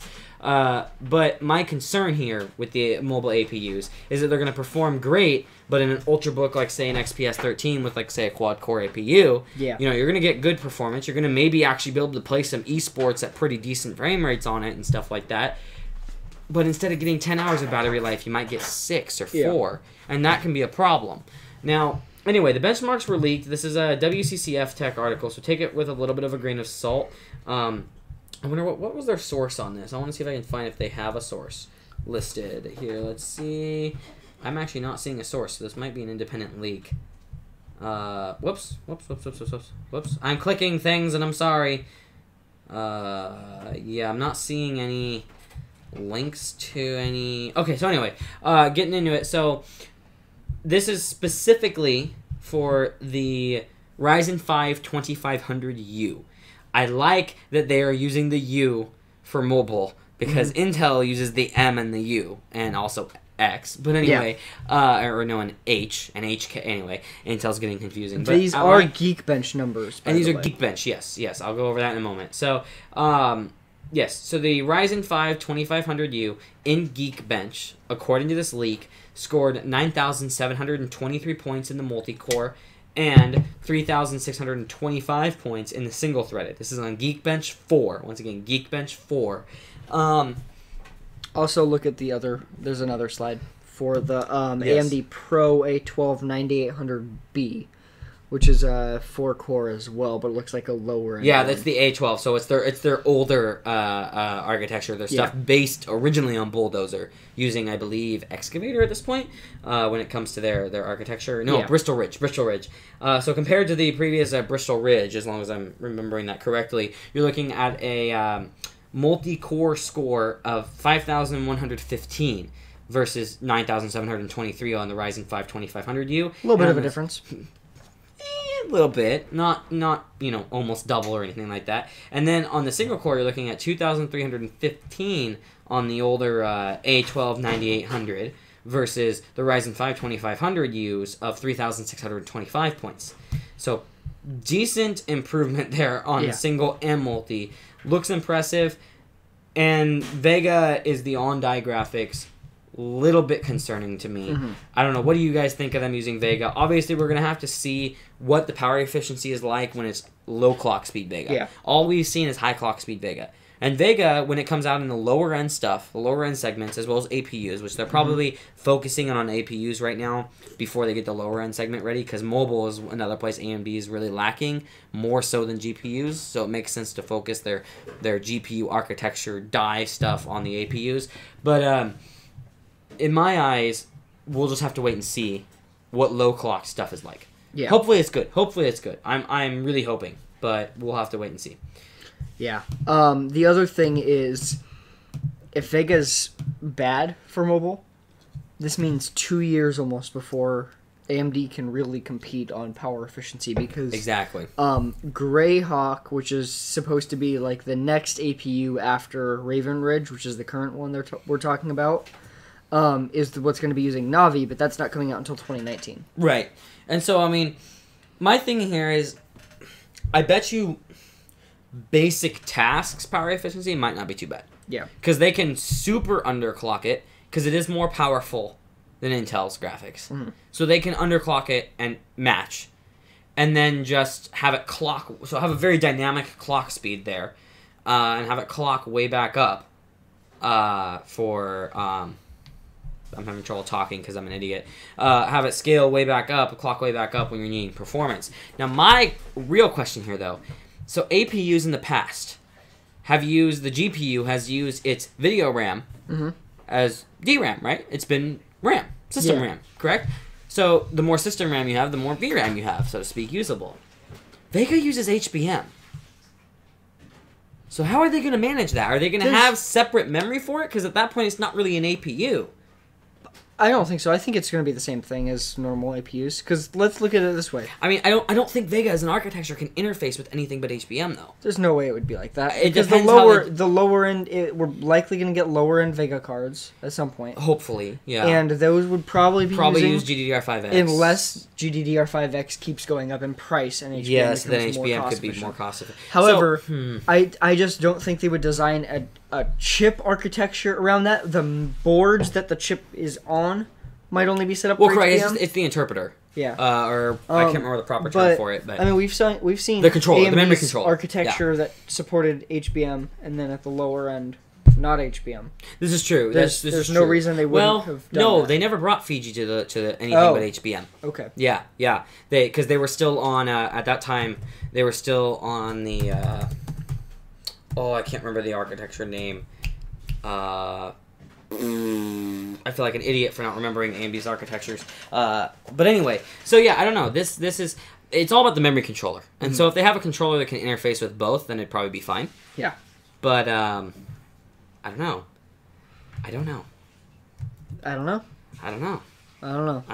Okay. Okay, so anyway, neither of us know apparently, so let's move on. Alright, so AOC has announced a 144 Hz 32-inch monitor. Model number, not quite as bad as Acer's, AG322QCX. So, 32 is the in the model number, so that's fairly common. $400 price tag, right? Well, technically it's $420, I believe it is, but it's on sale right now for $400 at Micro Center. Probably, I wouldn't be surprised if it's always on sale for $400. Micro Center tends to really influence price. But anyway, 2560 by 1440 with 300 nits of brightness, so a decently bright screen. Not quite as bright as I'd like to see, but it's also not a mobile machine. You're not going to be using it in the daylight. With a 2000 to 1. More topics. Holy shit. Okay. Well, anyway, that's a rapid fire. Okay, so 2000 to 1 contrast ratio, using an MVA panel. It's curved with an 1800R curvature and is using FreeSync. This is exciting for anybody that's running AMD as their main system, because you're getting pretty high quality colors here because it's an IP, or not IPS, but MVA rather than a TN panel. You're getting really high pixel resolution, 1440p, albeit not high pixel density, which has helped lower the cost of it some. That's why it's a 32-inch. Pixel density tends to greatly increase cost, not just the actual amount of pixels themselves. With a pretty decent contrast ratio for only $400. So that could be an incredibly good deal for somebody because you're looking at like G-Sync monitors that are in the same realm that are using TN, not VA panels. TN, meaning the colors aren't going to be as good. You're going to get worse color shifting from side to side, as well as washing out when you go up and down, right? As well as just worse colors in general, albeit at a slightly better response time, although VA has the potential to be even better in that aspect than TN as well. But it is better than IPS. So anyway, comparing to TN G-Sync monitors that are at like 144 to 165 hertz overclockability potentially, you're looking at like $600 or more, potentially $650, $700 even. So $400 from a fairly reputable brand. That's impressive. Yeah. I think that's impressive. So more AMD news. AMD is going to a 12 nanometer LP process for Vega and Ryzen in 2018. LP is the same thing as FFN, which is the same thing as FinFET, I guess. So I don't know why they keep changing the acronym. Probably to get people hyped about it or something. I don't know, or get people to click. I don't know. But anyway, so they're going down from their 14 nanometer FinFET to a 12 nanometer, what is FinFET, in the first quarter of next year. Meaning Zen Plus, the refresh of Zen, is actually going to be a die shrink, 12 nanometer, which is impressive. Now you're still versus Intel's true 10 nanometer that's coming out. So, you know, this is using FinFET, meaning it's not a real 12 nanometer, but it kind of is. It's a complicated process. Not going to get into too many details there. But NVIDIA Volta is using a 12 nanometer as well, meaning AMD is dropping to the same actual die size as NVIDIA, which, as far as I understand, FinFET, I believe, can only be done by Global Foundries. I don't think TSMC can do FinFET. Maybe they can. Oh, no, TSMC is the one that does FinFET. That's right, okay. Global Foundries is able to do it too. Okay, so never mind. So NVIDIA is using TSMC, but point is they're going down to 12 nanometer FinFET. So Zen Plus likely. Zen 2, AMD is claiming 7 nanometer, probably FinFET at that point, probably 7 nanometer LP. So I'm guessing Zen 2 is not going to be using this, but it's a good step in the right direction. I don't necessarily like the idea of this, though, because we need higher clock speeds and potentially higher IPC on Zen, not necessarily die shrink, although, I mean, of course, you know, power efficiency is indeed important, but I think we need to focus on getting that IPC up a little bit, because that's the only place that Intel is winning right now, and if they go to a new die again, the chance of them hitting as high clock speeds is going to be tough. Yeah. So, but anyway, the idea is 15% higher circuit density and 10% performance over the 16 nanometer FinFET, not over the 14 that's currently being used in AMD's current Vega architecture and Zen architecture. So keep that in mind. They're comparing it to 16 nanometer. I hate it when companies do that. Yeah. Compare it to the last gen, you know? Like that'd be like saying, oh, the Galaxy S8's camera is twice as good as the Galaxy S6. That's 2 years ago. Stop it. Yeah. So. On 2 years is fine for me. It depends on the product. 2 years in phones. Me wrong, yeah, but 2 years in phones is fine for me because that's generally the upgrade cycle for most consumers. Yeah. So realistically, if you compare, as long as you keep it that way, if you keep the S6 and the S8, the S5 and the S7 comparisons, yes, then you're comparing per upgrade cycle. Yes. If it's like Apple compared their iPhone X to their iPhone 4, then that would be pure bullshit. That would piss me off. Yeah.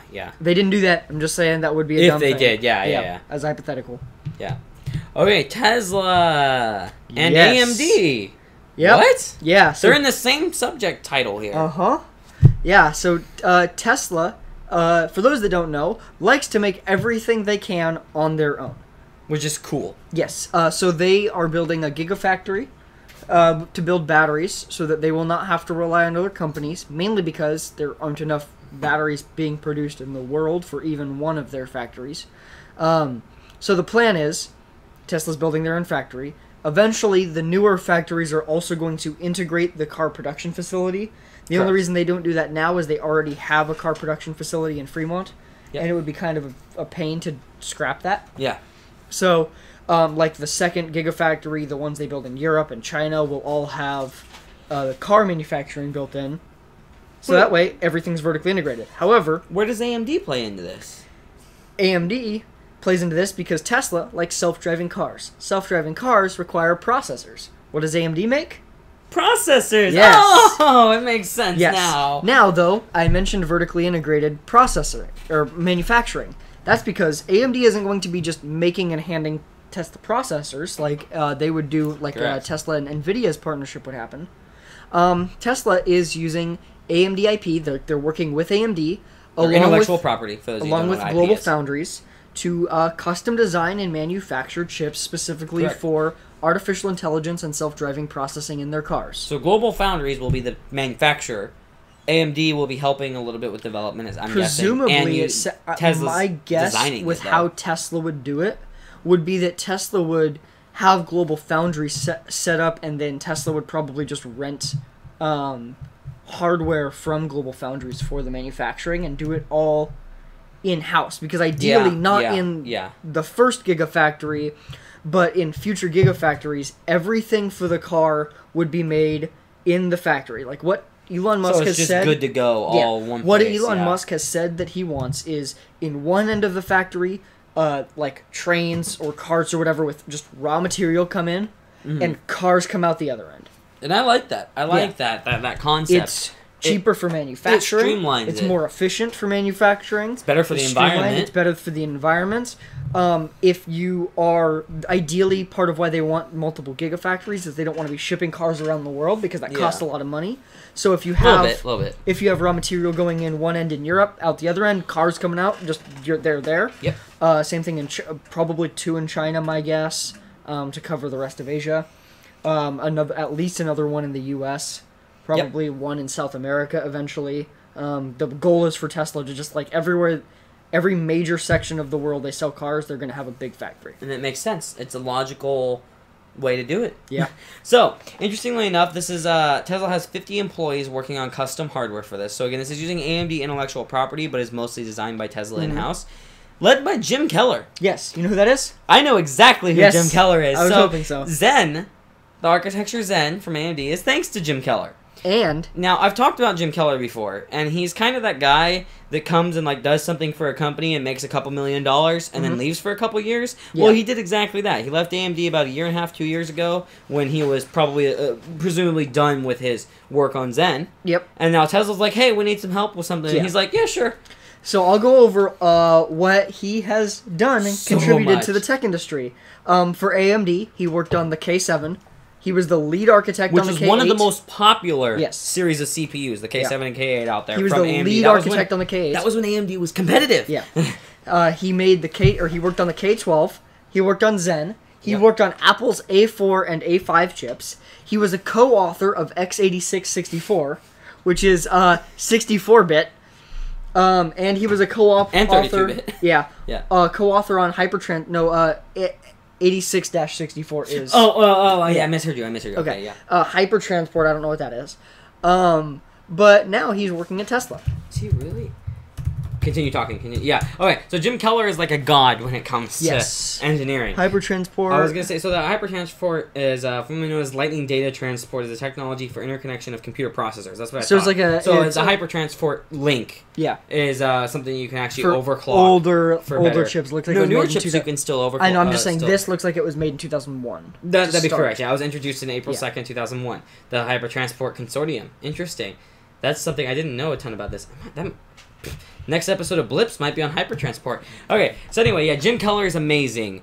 It seems to be any microarchitecture that he works on, or any processor architecture, not just microarchitecture, is amazing and successful and good. This guy knows what he's doing, and it's very smart of, I assume, Elon to consider him and hire him. He's been working at Tesla since January 2016 as Vice President of Autopilot Hardware Engineering. Okay. And you see, the thing is, I don't know this for a fact, but I'm willing to bet he's one of those engineers that is so good at what he does a job until it's done and just waits for somebody else to need him. Yeah. You know, I mean, it's just like, I'll just vacation and do what I want until somebody else needs me. Because he doesn't have to go looking for a job. He just makes a bunch of money and then the next company requests him because he's that good. Yeah. How old is he anyway, I wonder? Because I hope he stays around for a while. His Wikipedia does not mention. He's not. I think he's like in his 50s, so he'll probably be around for a while longer. This guy's a genius, though. Yeah. So the fact that he's working on this is and awesome. his highest degree is a Bachelor of Science in Electrical Engineering from Pennsylvania State. Tells you that he's passionate about something or other. Yeah, he got it. Penn State's a really good school. Yeah, he went to Penn State. Bachelor's. Yeah. He only has a bachelor's. That he's probably the best. What we're saying is he engineer. only has a bachelor's, and he is one of the best, if not the best, processor architect on the planet. That's why we're saying that's impressive. Right. Yeah. Is that he doesn't have like a PhD in it. Right. Yeah, they're a good school. They're a very good school. I'm not discrediting the school. I'm just saying it tells you he really cares about what he's doing because he's so good at it. Yeah. So this is interesting. Yeah. Do you have more news links though? More things to talk about? Yeah, I'm gonna rapid fire a bunch of stuff. So we have real quick. Felipe, shoot that question here within the next 5 minutes or so. Yeah. While we rapid fire a bunch of topics. So let me pull up the link this way. First off, Oracle announced some new server-based chip. I'm assuming it's for servers because it's 32 cores. Each core supports 8 hardware threads at maximum 5 gigahertz. They're actually using hardware threads? Yeah. They're using 8? I was just talking about how dumb it would be to use 8 threads, and then Oracle's like, hey... 256 hardware threads per processor at up to 5 gigahertz. Is this ARM-based? Or is this x86? Does it even say? Not really. 20 nanometers, so it makes sense. 20 nanometers so well refined at this Yeah. point, they can hit 5 gigahertz. So it's not going to be particularly power efficient and not particularly cool and quiet and small. Yeah. But it is a monster. This is gonna and be that's for- what you need in servers. This is the kind of like certain servers you need ridiculous horsepower, right? And they don't care. Yeah, if this it's, is like, in fact this is specifically for one of the things that they're talking about is for malware protection and detecting software errors. So So they this need is for all the rapidly performance they scanning can code, get. Yeah, yeah. all the performance they can get. That's impressive. I didn't think 8 threads would be that helpful, although in a highly, highly parallelized workload, Yeah. I guess it could be. The fact that you can have like 10 of these in a system and have over 2,500 threads. Mm-hmm. Yeah. So I want you to think about something really quick. Well, before you, Felipe asked the question. We're going to answer this in a minute. This is going to be a very tough one, actually. We're probably not going to come to a consensus. I already on this. have an answer. Coffee or energy drink? This is going to be tough. No. So we're gonna Can I join later? We're gonna be Alex. You're welcome to join when we am- have this debate. I am a large. Yeah, We'll talk about it in a second. don't say it. We got. Hold on. Okay. We're gonna be going over that. I just wanted us to all be able to think about it. Okay. So Seasonic announced some new power supplies. Why did I forget to put that in the doc? I knew that they Yeah, announced their Prime the Ultra stuff. Prime Ultra, 12-year warranty. That's the highest warranty we've seen so far in power supplies. Yeah. I think that's a record. There. Yeah. There are 550 to 1,000 watt in gold, platinum, and titanium. 20 decibel amps, or 20 dBA max load, and a SATA 3.3 adapter. Yep. Whatever that is. A what? SATA 3.3 adapter. Some clarification. Let's see. It might be 3x3, Hang like on. 3 cable. Also ships to support the power disable feature of newer high capacity hard drives. This is an important feature for people planning to use it to power hard drives of smaller scaled servers. Okay. So it's just a special feature for Interesting. specific drives. I wanted to go over something here too, if I can find it. Although I'm not seeing a chart on who makes. I'm trying to figure out to give you guys some good examples. So Seasonic. That might be what the white WD drives are using. I think that's what they're using as a power disable feature. That's why you have to. That's correct. That's correct. They're using. So a if you power buy this disable. power supply, you can use You could those potentially use hard it. drives. Yeah. Yeah, it just says WT external drives. Yeah, that's what someone's talking about. Yeah. Oh well. Yeah. I'm already I using. know. I already returned them, and I'm Yeah. using my. I'm using. So 8 by- terabytes is plenty of space Yeah. anyway. Realistically. No, it's not. Shut up. Also, Cannon Lake delayed. Already. Official. Yep. Ugh. Third time it's That's delayed. is that their first 10 nanometer or is that Coffee Yeah. Lake's Cannon Lake's the switch to 10 nanometer. Coffee Yes. Lake is not. Okay. Correct. Okay. So Okay. yeah, 10 nanometers delayed. That's really all there is to it. It's delayed until the end of that year. What was it? In Europe, Asetek lost their patent infringement lawsuit against Cooler Master because Cooler Master has a generic patent for something in China, and there is some level of patent sharing agreement between the U.S. or between the Europe and China. And therefore, the judge argued that since that patent was there first, this patent's not as valid. So Cooler Master Cooler Master won. Okay, so real quick, to go back to power supply, Seasonic. So some of you might not know who Seasonic is. Most like heavy nerds have heard of them, but people that are just getting into the industry and stuff that don't know a ton about power supplies. Power supplies are commonly rebranded. So you have the OEM, the original equipment manufacturer. Seasonic is one of the major ones. They make Corsair's power supplies, which are widely known on the market as some of the best on the planet.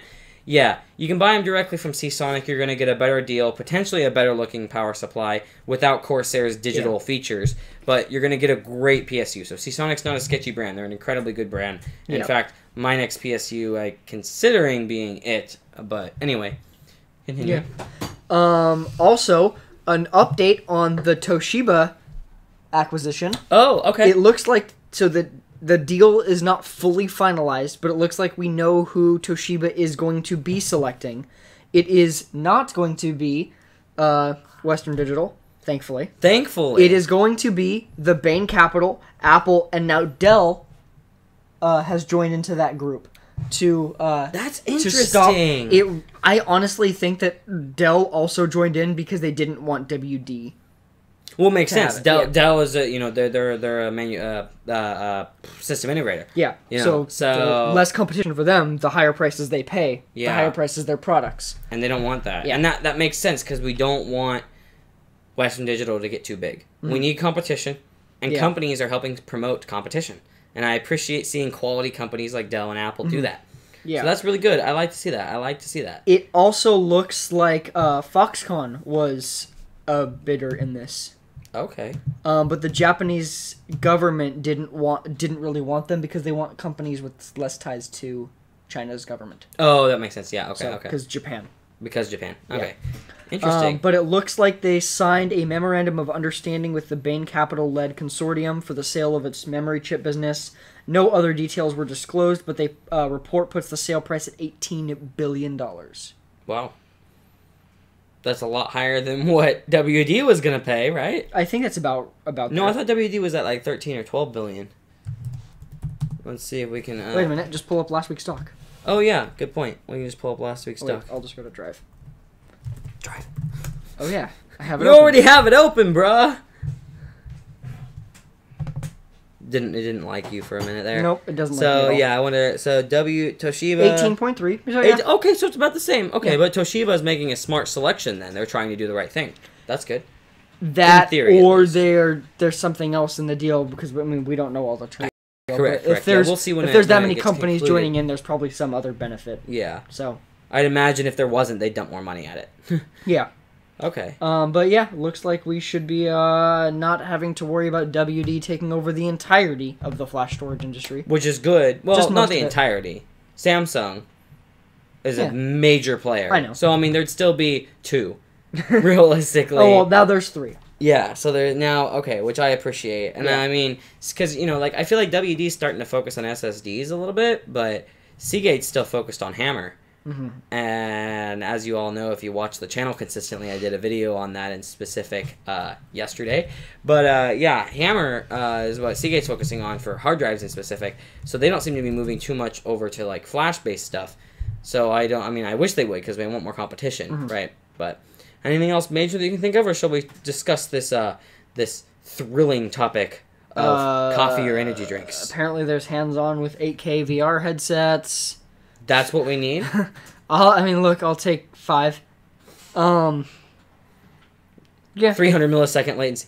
I think that we are. We about covered everything. Pretty good for now. Wait, what's the Strix Ryzen 7 laptop review? Okay, so so I've talked about this before in a couple other WordCasts and stuff like that, but the ROG Strix. Go ahead and scroll. I want to read the model number. GL702ZC. Is the first laptop coming out, gaming laptop, to feature Ryzen. It's going to use a Ryzen 7 1700 and an RX 580. Yeah, it is not a thin laptop. No, but that's okay. You're getting an 8-core laptop with 16 threads and a high-end desktop GPU. Let me get to benchmarks really quick. Yeah, the GPU is not going to be the most impressive thing out there, especially because it's not as efficient as NVIDIA, so it's harder to get the power in there. But this laptop can run Witcher 3 and Ultra at 37 FPS, high at 67, Arkham Knight at high at 84. And this is at 1080p, correct? Yes. Yes. Star Wars Battlefront Ultra 93. Yes. Can't hit 60 at all in Assassin's Creed Syndicate. I'm guessing that's some kind of AMD optimization bug. Yeah, or Assassin's Creed. On Ubisoft's part. Yeah, okay, on Ubi. So Rainbow Six Siege, it can do kind of what you expect Ultra from an RX 120, 4K at 47. So yeah, kind of what you expect from an RX 580, but that's not the main point to this. It's also going to be a productivity monster because you have an 8-core, 16-thread CPU in there. Monster. Yes, but I mean, I have a monster machine, and it's great when I go places. I love to take it if I'm going to be staying a weekend at a place. It's great to have a machine that's powerful enough to do work and serious gaming and take it places. Blade, well, that's true. You're not going to get that kind of performance in the Blade. Give me a more efficient chip, and I can.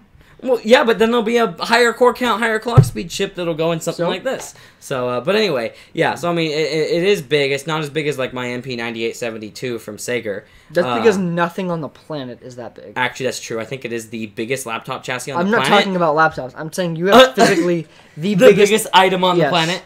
Is your laptop other than Acer's, Predator 21x9 laptop. No. That's actually, in fact, I think that's the only laptop that's actually bigger than it, other than potentially something from Eurocom and stuff from 12 years ago.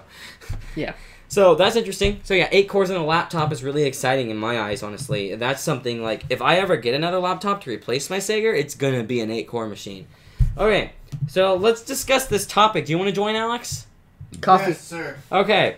Or energy drink. Let's get over here. So the discussion, the topic here. So Felipe. So you might as well stand on that side since I already know what everyone's going to say. Felipe is a long supporter of the channel and also a friend of mine, as well as Alex is here. He's about to come into frame. Let me make sure you're in frame, buddy. Yeah, you gotta. You're gonna have to like get in the middle, bro. You're gonna have to get Mike in the middle and like squanch. You're gonna have to squat. It's 3.5. Squanchy. Okay, so you're squatting?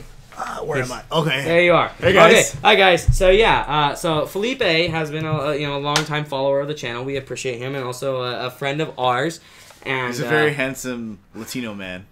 I don't know if handsome's the right word. Nah, he's got dimples. What are you, gay? So anyway, that's from Filthy Frank. That's from full credit goes to iDubbbz and Filthy Frank. So anyway, coffee or energy drink?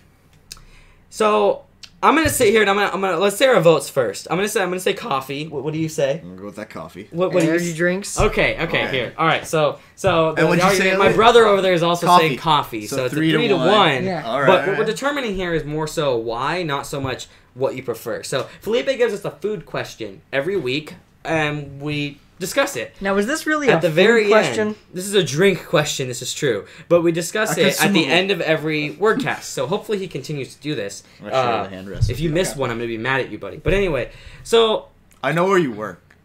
Yeah, we know where you work. We're coworkers. Hey guys, we're coworkers. So I know where you work. Coffee. They help me out. Couple reasons here. First off, Coffee Lake. What? The Coffee Lake CPUs. It's in there. Yeah. This is why we don't bring you into work. No, I am really a nerd, just not in computer stuff so much. Yeah. Yes. So coffee is both delicious, highly customizable, not necessarily high in sugar, good for you, has science to back up that it probably helps prevent diabetes, and a massive assuming you other don't get things. anything in it. Well, yeah, assuming coffee itself. What was your 6th point? Helps prevent diabetes. No, that was your 5th point. Oh, I didn't say a 6th point. Yeah, you just said something. I interrupted you. Oh. No, I was just gonna say so. Yeah. Oh. Yeah. So yeah. 6th point is so yeah. So yeah. What about you? So yeah. Why do you like coffee better? I mean, obviously, taste is subjective. I think it tastes better though. It's an art too. Yeah. So one of the things that draws me to coffee is its the baristas. Culture. The baristas, right? Or the baristos. That's the only reason. If you're swinging that way, baristos too, right? Yeah, right. Well, I don't know if that's just swinging. I mean, we have women that watch this too, I'm sure. So any woman's here, shout out. Yeah, that's like crickets. Okay. We are equal opportunity. Anybody can watch us. Yes, this is true. Yeah. This is true. Yeah. Except you're not allowed to watch. Except live, but you can't watch the stream. Yeah. It's not. So for me, one of the biggest drawbacks, not drawbacks, but the pros of it, you've already listed many of them that I enjoy. You know, it's full of antioxidants and blah blah blah and blah blah blah. Too much caffeine can be bad for you, but that's that's for both. But that's why he likes energy drinks, because too much caffeine is bad. It depends on I know. We'll get to that. You can get tons of caffeine. We'll worry about caffeine content in a minute. Yes. But the thing not mentioned is the cultural aspects of coffee. Yeah, and that's kind of what I meant when I said art form too. Yeah, Sure, yeah. It's like, what did you hear? The greatest minds in the world got together over tea, beer, or coffee. You know, there's a rich culture to it. Mostly coffee. Right. There's a gathering. There's the people gather and they talk over coffee. You know, dates. You know, interviews. Coffee's a nice thing. I intellectual love coffee. ideas. And when we're talking about real coffee, by the way, here, just want to point that out. We're not talking about ice cream with a little bit of coffee mixed in.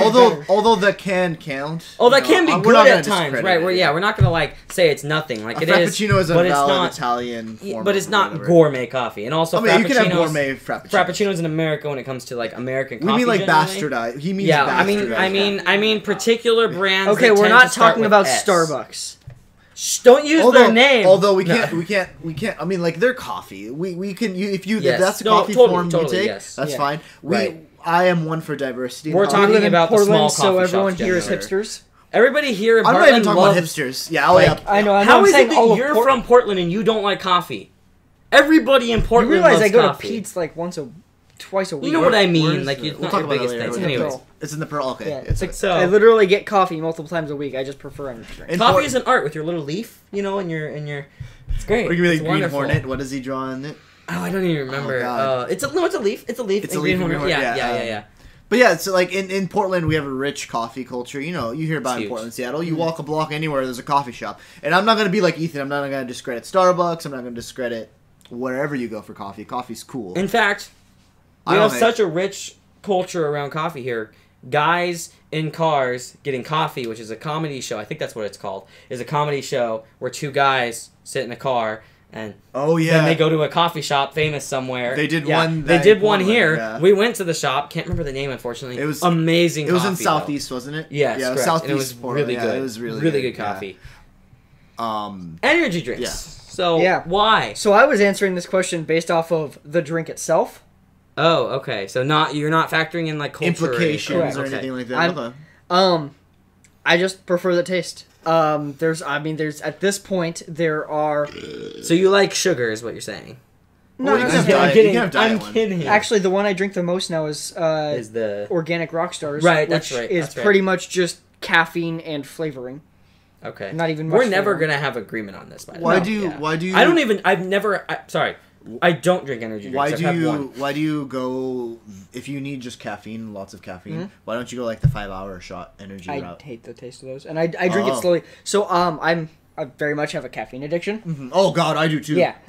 Coffee. For me, a lot of times I'll buy an energy drink and not drink it very quickly. I'll drink sip it throughout the day just to keep the caffeine headaches and stuff. The constant. Yeah. So that's another part of it. Is that that's why I like doing it. You can't have a coffee and have that sit out all day. It's gonna taste like shit. Well, unless you get a proper thermos, or you're like me and you heat it up and you drink a little bit and then you put it down, you forget about it. That's what old people do. Though. My grandpa does that. How many times I fucking old people. I'm still wearing a vest. You're the oldest person here. I am the oldest person here. You are the oldest. I guess I'm an old man and the taste of coffee. I have a diner cup I use for coffee. That's true. What I mean? You do. But but I agree with you. One time we all went to this aviation museum, right? And we were gone all freaking day. Mm-hmm. And it was so funny. I was in the back, and it was midday, and I was gone. I needed caffeine. Yeah, I need a coffee. Oh no, I was asleep. And then the person next to me woke me up just to show me a picture that involved a ball sack, and it was I'm like, you woke me up for my caffeine, and then we got coffee. We went, we took a piss. And you practically wanted to go back to the museum. Yeah, I got coffee, and I'm like, I'm ready to go. I'm ready for life. Yeah. So I get what you're saying. You have to do a steady. Yeah. I have 3 cups a day. I try to spread it a few hours apart. That'll keep me going all day. I have it every morning, but I sip it throughout the day. I have a nice thermos that I put it in. That's the one thing about coffee. You know, you put it in a nice thermos, and then you're good to go for 8 hours. But then again, cold coffee is really good too. Or cold coffee in a brew. thermos too. Oh, yeah, cold brew. Cold Yeah, there's lots of ways. Again, there's lots of ways that you know. I've cold brewed. I have a French press. Yeah, you know? whereas like I guess that's my thing is whereas energy drinks it's pretty simple. You know, it's lots of you just caffeine pick and a from one of like flavored thing. 20,000 flavors. Well, there's 20,000 flavors, but to make one, I mean, right? You know, it's yeah, not you don't like, make one. I have you a don't tradition. buy and get that, but I'm Yeah. saying like it's caffeine and like either sugar. Oh, or Mirka's artificial talking sweetener. shit. Yeah, Mirka. Hey! No need to swear on my profile. Damn. I Daniel likes actually, energy I actually drinks. weigh 140 pounds now. Ooh, Yeah, Felipe, he's my my man. Ah, My mans. Felipe! All right, he mans. knew his answer. Yeah. Cold brew is so good. I do have a I need to tradition. make my own. I work Daniel's retail. wrong. Huh? Yeah, Daniel, you're wrong. Everybody thinks you're wrong. No, I work Black Fridays always, right? I've worked retail for 5 years while I go to school, right? Loser. Every Black Friday, I make a tradition to buy an energy drink. So, we can't. yes, do Yeah. it. The But mic. I buy an energy drink. Viso. Oh. Although I always do- Viso is essentially just vitamins and caffeine. I know somebody that had significant problems from drinking too much Viso. Yeah, you don't. It's really it's high literally caffeine. it's literally like crack in a bottle. Yeah, I know somebody that had. I like, know the problems CEO. with it. That's part of why I said that. That's true. Oh, that's true. interesting. Shout Yeah, out. Viso is Not is sponsored yet. interesting. Right. Yeah. Viso is interesting. She's Yeah, a good time. I've actually never had that either because I don't drink energy drinks. I drink coffee instead. Viso's a fantastic one for least it drinking has like vitamins. half. Yeah, it's like 90% of it is just vitamin. The biggest problem with Viso is that most of the flavors leave a very vitamin-y aftertaste.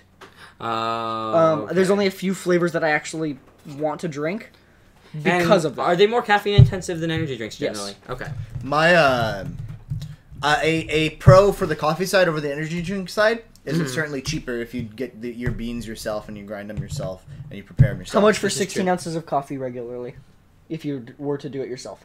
I buy It's a pound. hard to- I drink like 3 cups a day. Uh-huh. So I Is your cup for you 16 ounces? Is that no, it's a diner cup. you right? mean an actual diner cup? Yeah, so yeah, like so like 3 like of 8 those. ounces or something. Or let's say I drink like 16 to 24 ounces a day about of coffee. Okay. I buy a pound from work. I buy a bulk Kivu coffee. Kivu coffee is pretty dope. Yeah. Sometimes I spoil myself, but I don't. I'm a college kid. I don't have a lot of money, and so there's some better ones, but Kivu gets the job done. It's pretty good. Yeah. And a pound will last me a week, maybe a week and a half. Yeah. Pretty good, right? It's good. Yeah. It's good. And it's $8, $9, maybe $10 Yeah. a pound. How do you drink your coffee? I usually do drip. A little bit of sugar, about Beyonce colored, cream. So you do add cream, okay? If I'm with a girl, what do you use for your cream though? Is it whole milk? Is Half and it half. Half and half. Half and okay. half. Okay. If I'm with a girl and I'm making her dinner and stuff, I'm gonna pull out that French press. You know what I'm saying? I'm gonna get that French that's press right. going. I still need to try your French press. Yes, in the summers, I do cold brew because it's so freaking warm in Portland, and I'm used to the rain and cold. But that's usually my coffee agenda. Yeah. It's nice and rainy and cold here again though. Oh, I love it. I'm Yeah, ready Good. for it. Yeah, dude. it's so nice. Yeah, but yeah, I spend like if I'm not buying them downtown. Yeah, boy. Yeah, I spend like $1.50 per drink, but I also have no time to make it. It's literally just grab it out of my mini fridge on the way out, and I'm ready to go. That's why you get a It's a coffee big maker. part of You said it to make it in the morning, That's so it's also ready true. for you. Yeah. But I also wake up literally as I'm supposed to be leaving. So Take a mug, fill it up with your milk and your sugar for the day. Put it in the fridge. Get the timer set. Walk out. Pour. Go. Yep. So here, I want to say, so Mirko here says the only coffee he buys is 99-cent plaid pantry coffee on the PSU campus. Dude, there's so many there's coffees at okay, PSU. I go there too. But cheap coffee. Okay, 99-cent. But the other thing But I they want get to that say, refill Mirko, though. They give you that refill for like It's real true. cheap, dude. I want to say, Mirko, actually, what do you prefer? Mirko. Yes, dud. Dude, JJJ movies. His name's Alex. Which one, Alex? Alexander. Alex? But is it? Not you, but it's the one I know. Yeah. He's Oh, like, yeah. how did I comment on that? So Mirko, It's not Butch. question for you. Yeah. So Mirko, question for you. What do you prefer, coffee or energy drinks? Well, seeing as how we shit talk you have energy to drinks, choose it's gonna one. be coffee. I'm assuming it's coffee. And do JJ movies, also known as Alex. What do you think? Coffee or energy drinks? Well, I already know both that your I'm gonna be answers, the and then only we're person that's gonna then say we're gonna be energy done with drinks. this. Methamphetamine. Probably. Yes. You don't need to talk about drugs on the podcast. okay? No. Please don't talk about drugs on my profile. Yeah, no, so like pretty much every day, I either grab an energy drink from my mini fridge on the way out. Okay. Or if I'm not planning on getting breakfast, I grab a Soylent with coffee, which is essentially like a meal in a bottle and coffee. Okay. So it serves. Soylent's really good for survival food. I have an idea. I want to try your Soylent. Huh? I want to try it sometime. Okay. Soylent, yeah. First of all, Soylent. By the way, isn't Soylent Green from like Brave New World? Like that's not like, Soylent Green. Was it? This is just like an actual company called Soylent. Oh, It's do just you know a what I'm meal talking in a about? bottle. Soylent Yeah, I Green? do. Yeah, it's from Brave New World. But something you can do to contribute coffee is at night before, take some protein powder. You can buy a bulk real cheap. Yeah. Oatmeal, coffee, milk. Blend that shit together. Blend that crap together. Maybe put a banana in it. You'll have power and caffeine in the morning. So, do JJJ movies. We're talking energy drinks, not soda. So we're talking like Rockstar, Monster. No, Voltages, isn't it? Mountain Dew Voltage? No. It's a soda. Oh, so tell this us, is what why. do you prefer, coffee or energy drinks? Yeah, yes, it's certainly. a I want to meal try in a that bottle, sometimes. and then there's coffee versions that also have coffee. It's really good survival food. I don't know it if they has can a long see shelf life. This, but They can't. No. You should do a independent, like a little like review. Yeah, of I was that. thinking about it. Yeah, hell yeah. I want to try Yeah. more flavors first. Ooh, So definitely. Do they all have coffee or just the coffee? So there's these 3 have coffee, and then they also have regular non-coffee flavors. cacao. Yep. Yeah, and then they also have powder. That Okay, you so can, Mirko you can make says- drinks powder. Mirko says he'd pick coffee over an energy drink, but he'll never pay over 99 cents. No way, dude. Fuck that. Okay, so first off, if you make your own coffee, it's cheaper than 99 cents a cup. It's by a really lot. cheap, yeah. So you should make your own coffee. You just got to learn to do that. And then, Yeah, Ethan wants to try. It's also Soylent. just- yeah, Ethan wants to, I want to try my Soylent. Thanks, Hell Felipe. Yeah. Okay. I try your Soylent, Felipe. Ooh. Why does it have a tool, a gear? Like Because He's a mod. Felipe's a mod. Oh Yeah, heck he's a yeah, moderator. dude! You're moving No, up it's in life. because Yeah. he's a tool. Felipe, thanks for being our in-house tool. You know what? I'm gonna start titling these episodes "The Main Tech Topic, comma the food question." Like the- Yeah. That's just what I'm the- gonna do. just the yeah. general Like, I'm podcast gonna question. change this one now. The title I'm gonna Get rid of change it. PC News and make it coffee or energy drink. Yes, I've got to do this. Okay. Okay, I can't do it live, unfortunately. But I hate Portland no, I- too because they're entitled to fancy Instagram coffee portraits. That's every city. Let's be real. That's up every major prices. city. That's Seattle. That's New York. That's San Yep, Fran. Yep. My problem is I'm Portland born and raised, man. That's Yeah, I my know. thing. I'm the Rose City man. Wait, are you saying there's places other than Portland? What? Whoa! We can't have a Portland centric view of the world. What? Are you looking at the Soylent Green too? Are you interested in it? Not, Yeah, Ethan. Not Soylent Green. Sorry, that's from a book. that's from a book. yeah. But yeah, no, these are really cool. Yeah, I want to try your Soylent Okay. at some point. I would love to try that. All right, there we go. Title changed. Google buys HTC, T-Mobile Sprint merger, coffee or energy drinks? If you do just a casual question, I can come in with that. Yeah, dude, sounds Oh, good. yeah. Sounds good. But yeah, I would rather. Okay, so dude, JJJ Movies says 5-hour energy. So that means energy drinks, because that does count in my eyes. So You literally I like hate copy you. and paste. I drink a lot of water too. Ask these guys. I pee so much, Mirko. Dude, JJJ Movies, he copy and pasted the description of the 5-hour energy into the link there. It even has the copyright. Water is really good for you. You're mostly water. Nope, I'm Water mostly is good for I'm you. mostly Mountain Dew. He's mostly This was Mountain Dew. established in high school. Ah, that's good. I do drink a lot of water, my man. Yeah. I do. Yes. Yeah. All right. I make smoothies, drink waters, but coffee has gotta. You don't mess with me until I have my coffee. You know what I'm saying? Yeah, that's true. Yeah, That's true. That's definitely, true. definitely. Coffee is delicious. Oh. So what we need to do is break into his house, steal all the coffee makers. Just to see how angry he gets. But we talked about this. I'll just walk a block in a direction and get some coffee. Nope, we're gonna steal that too. We're gonna steal the coffee shops within No, a 10 he'll mile get radius. the coffee and we'll I'll Be go in there there. and be talking to him. What, You'll put beef sneak in it or behind something? him and grab the coffee as it gets made. Well, no, when they reach out to hand him his coffee, We'll just walk up, like take you it, just and walk run. up and just bloop, and then walk away, and so he never puts his I'll hand wear a on the mask. coffee. I'll wear a mask. You'll wear a mask. Oh, Yeah. I got weird. Just coffee bean mask with eyes. No, I'll have Justin do it with his Reaper mask. Oh god. Oh boy. Oh boy. Or his soldier mask. I've got your coffee in my sights. I don't know what I drink like 64 to what's 64 what's there? Bruh, I copy everyone's To, like, rights. to like 96. I don't know how many liters that is. 96 liters a day? No, not 96. That's like drowning, right? You would actually die. No, I'm just responding to Mirko. Yeah, I drink, I have a 32 ounce, bottle. I drink, 2 of those. If I work out, I'll probably get to 3 You have or a 4. liter bottle, right? I don't know what 32 yeah, ounces it's a is. liter. Yeah. So yeah, I probably drink a good 4 or 5 liters a day, which 3 is technically Beers like... a day? Yes. 3 Hey, beer counts.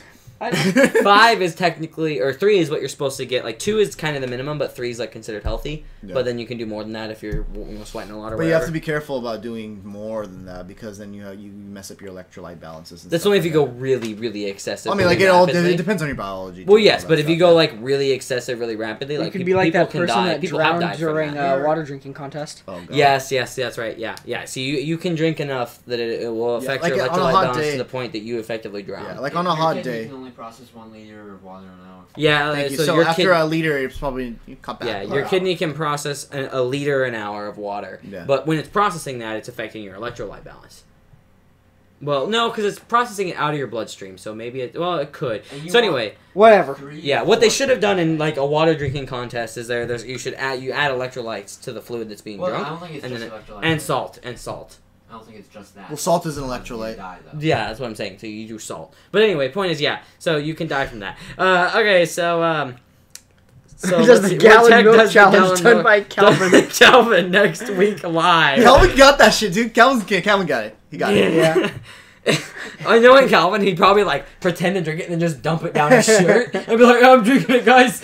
Did you guys see that H3H3 podcast? Everywhere. The charity one where Joey Salad pepper sprayed. He got pepper sprayed in the face, right, from the guy who made Rick and Morty, and then he like poured like a bunch of milk on his face to try to get rid of it.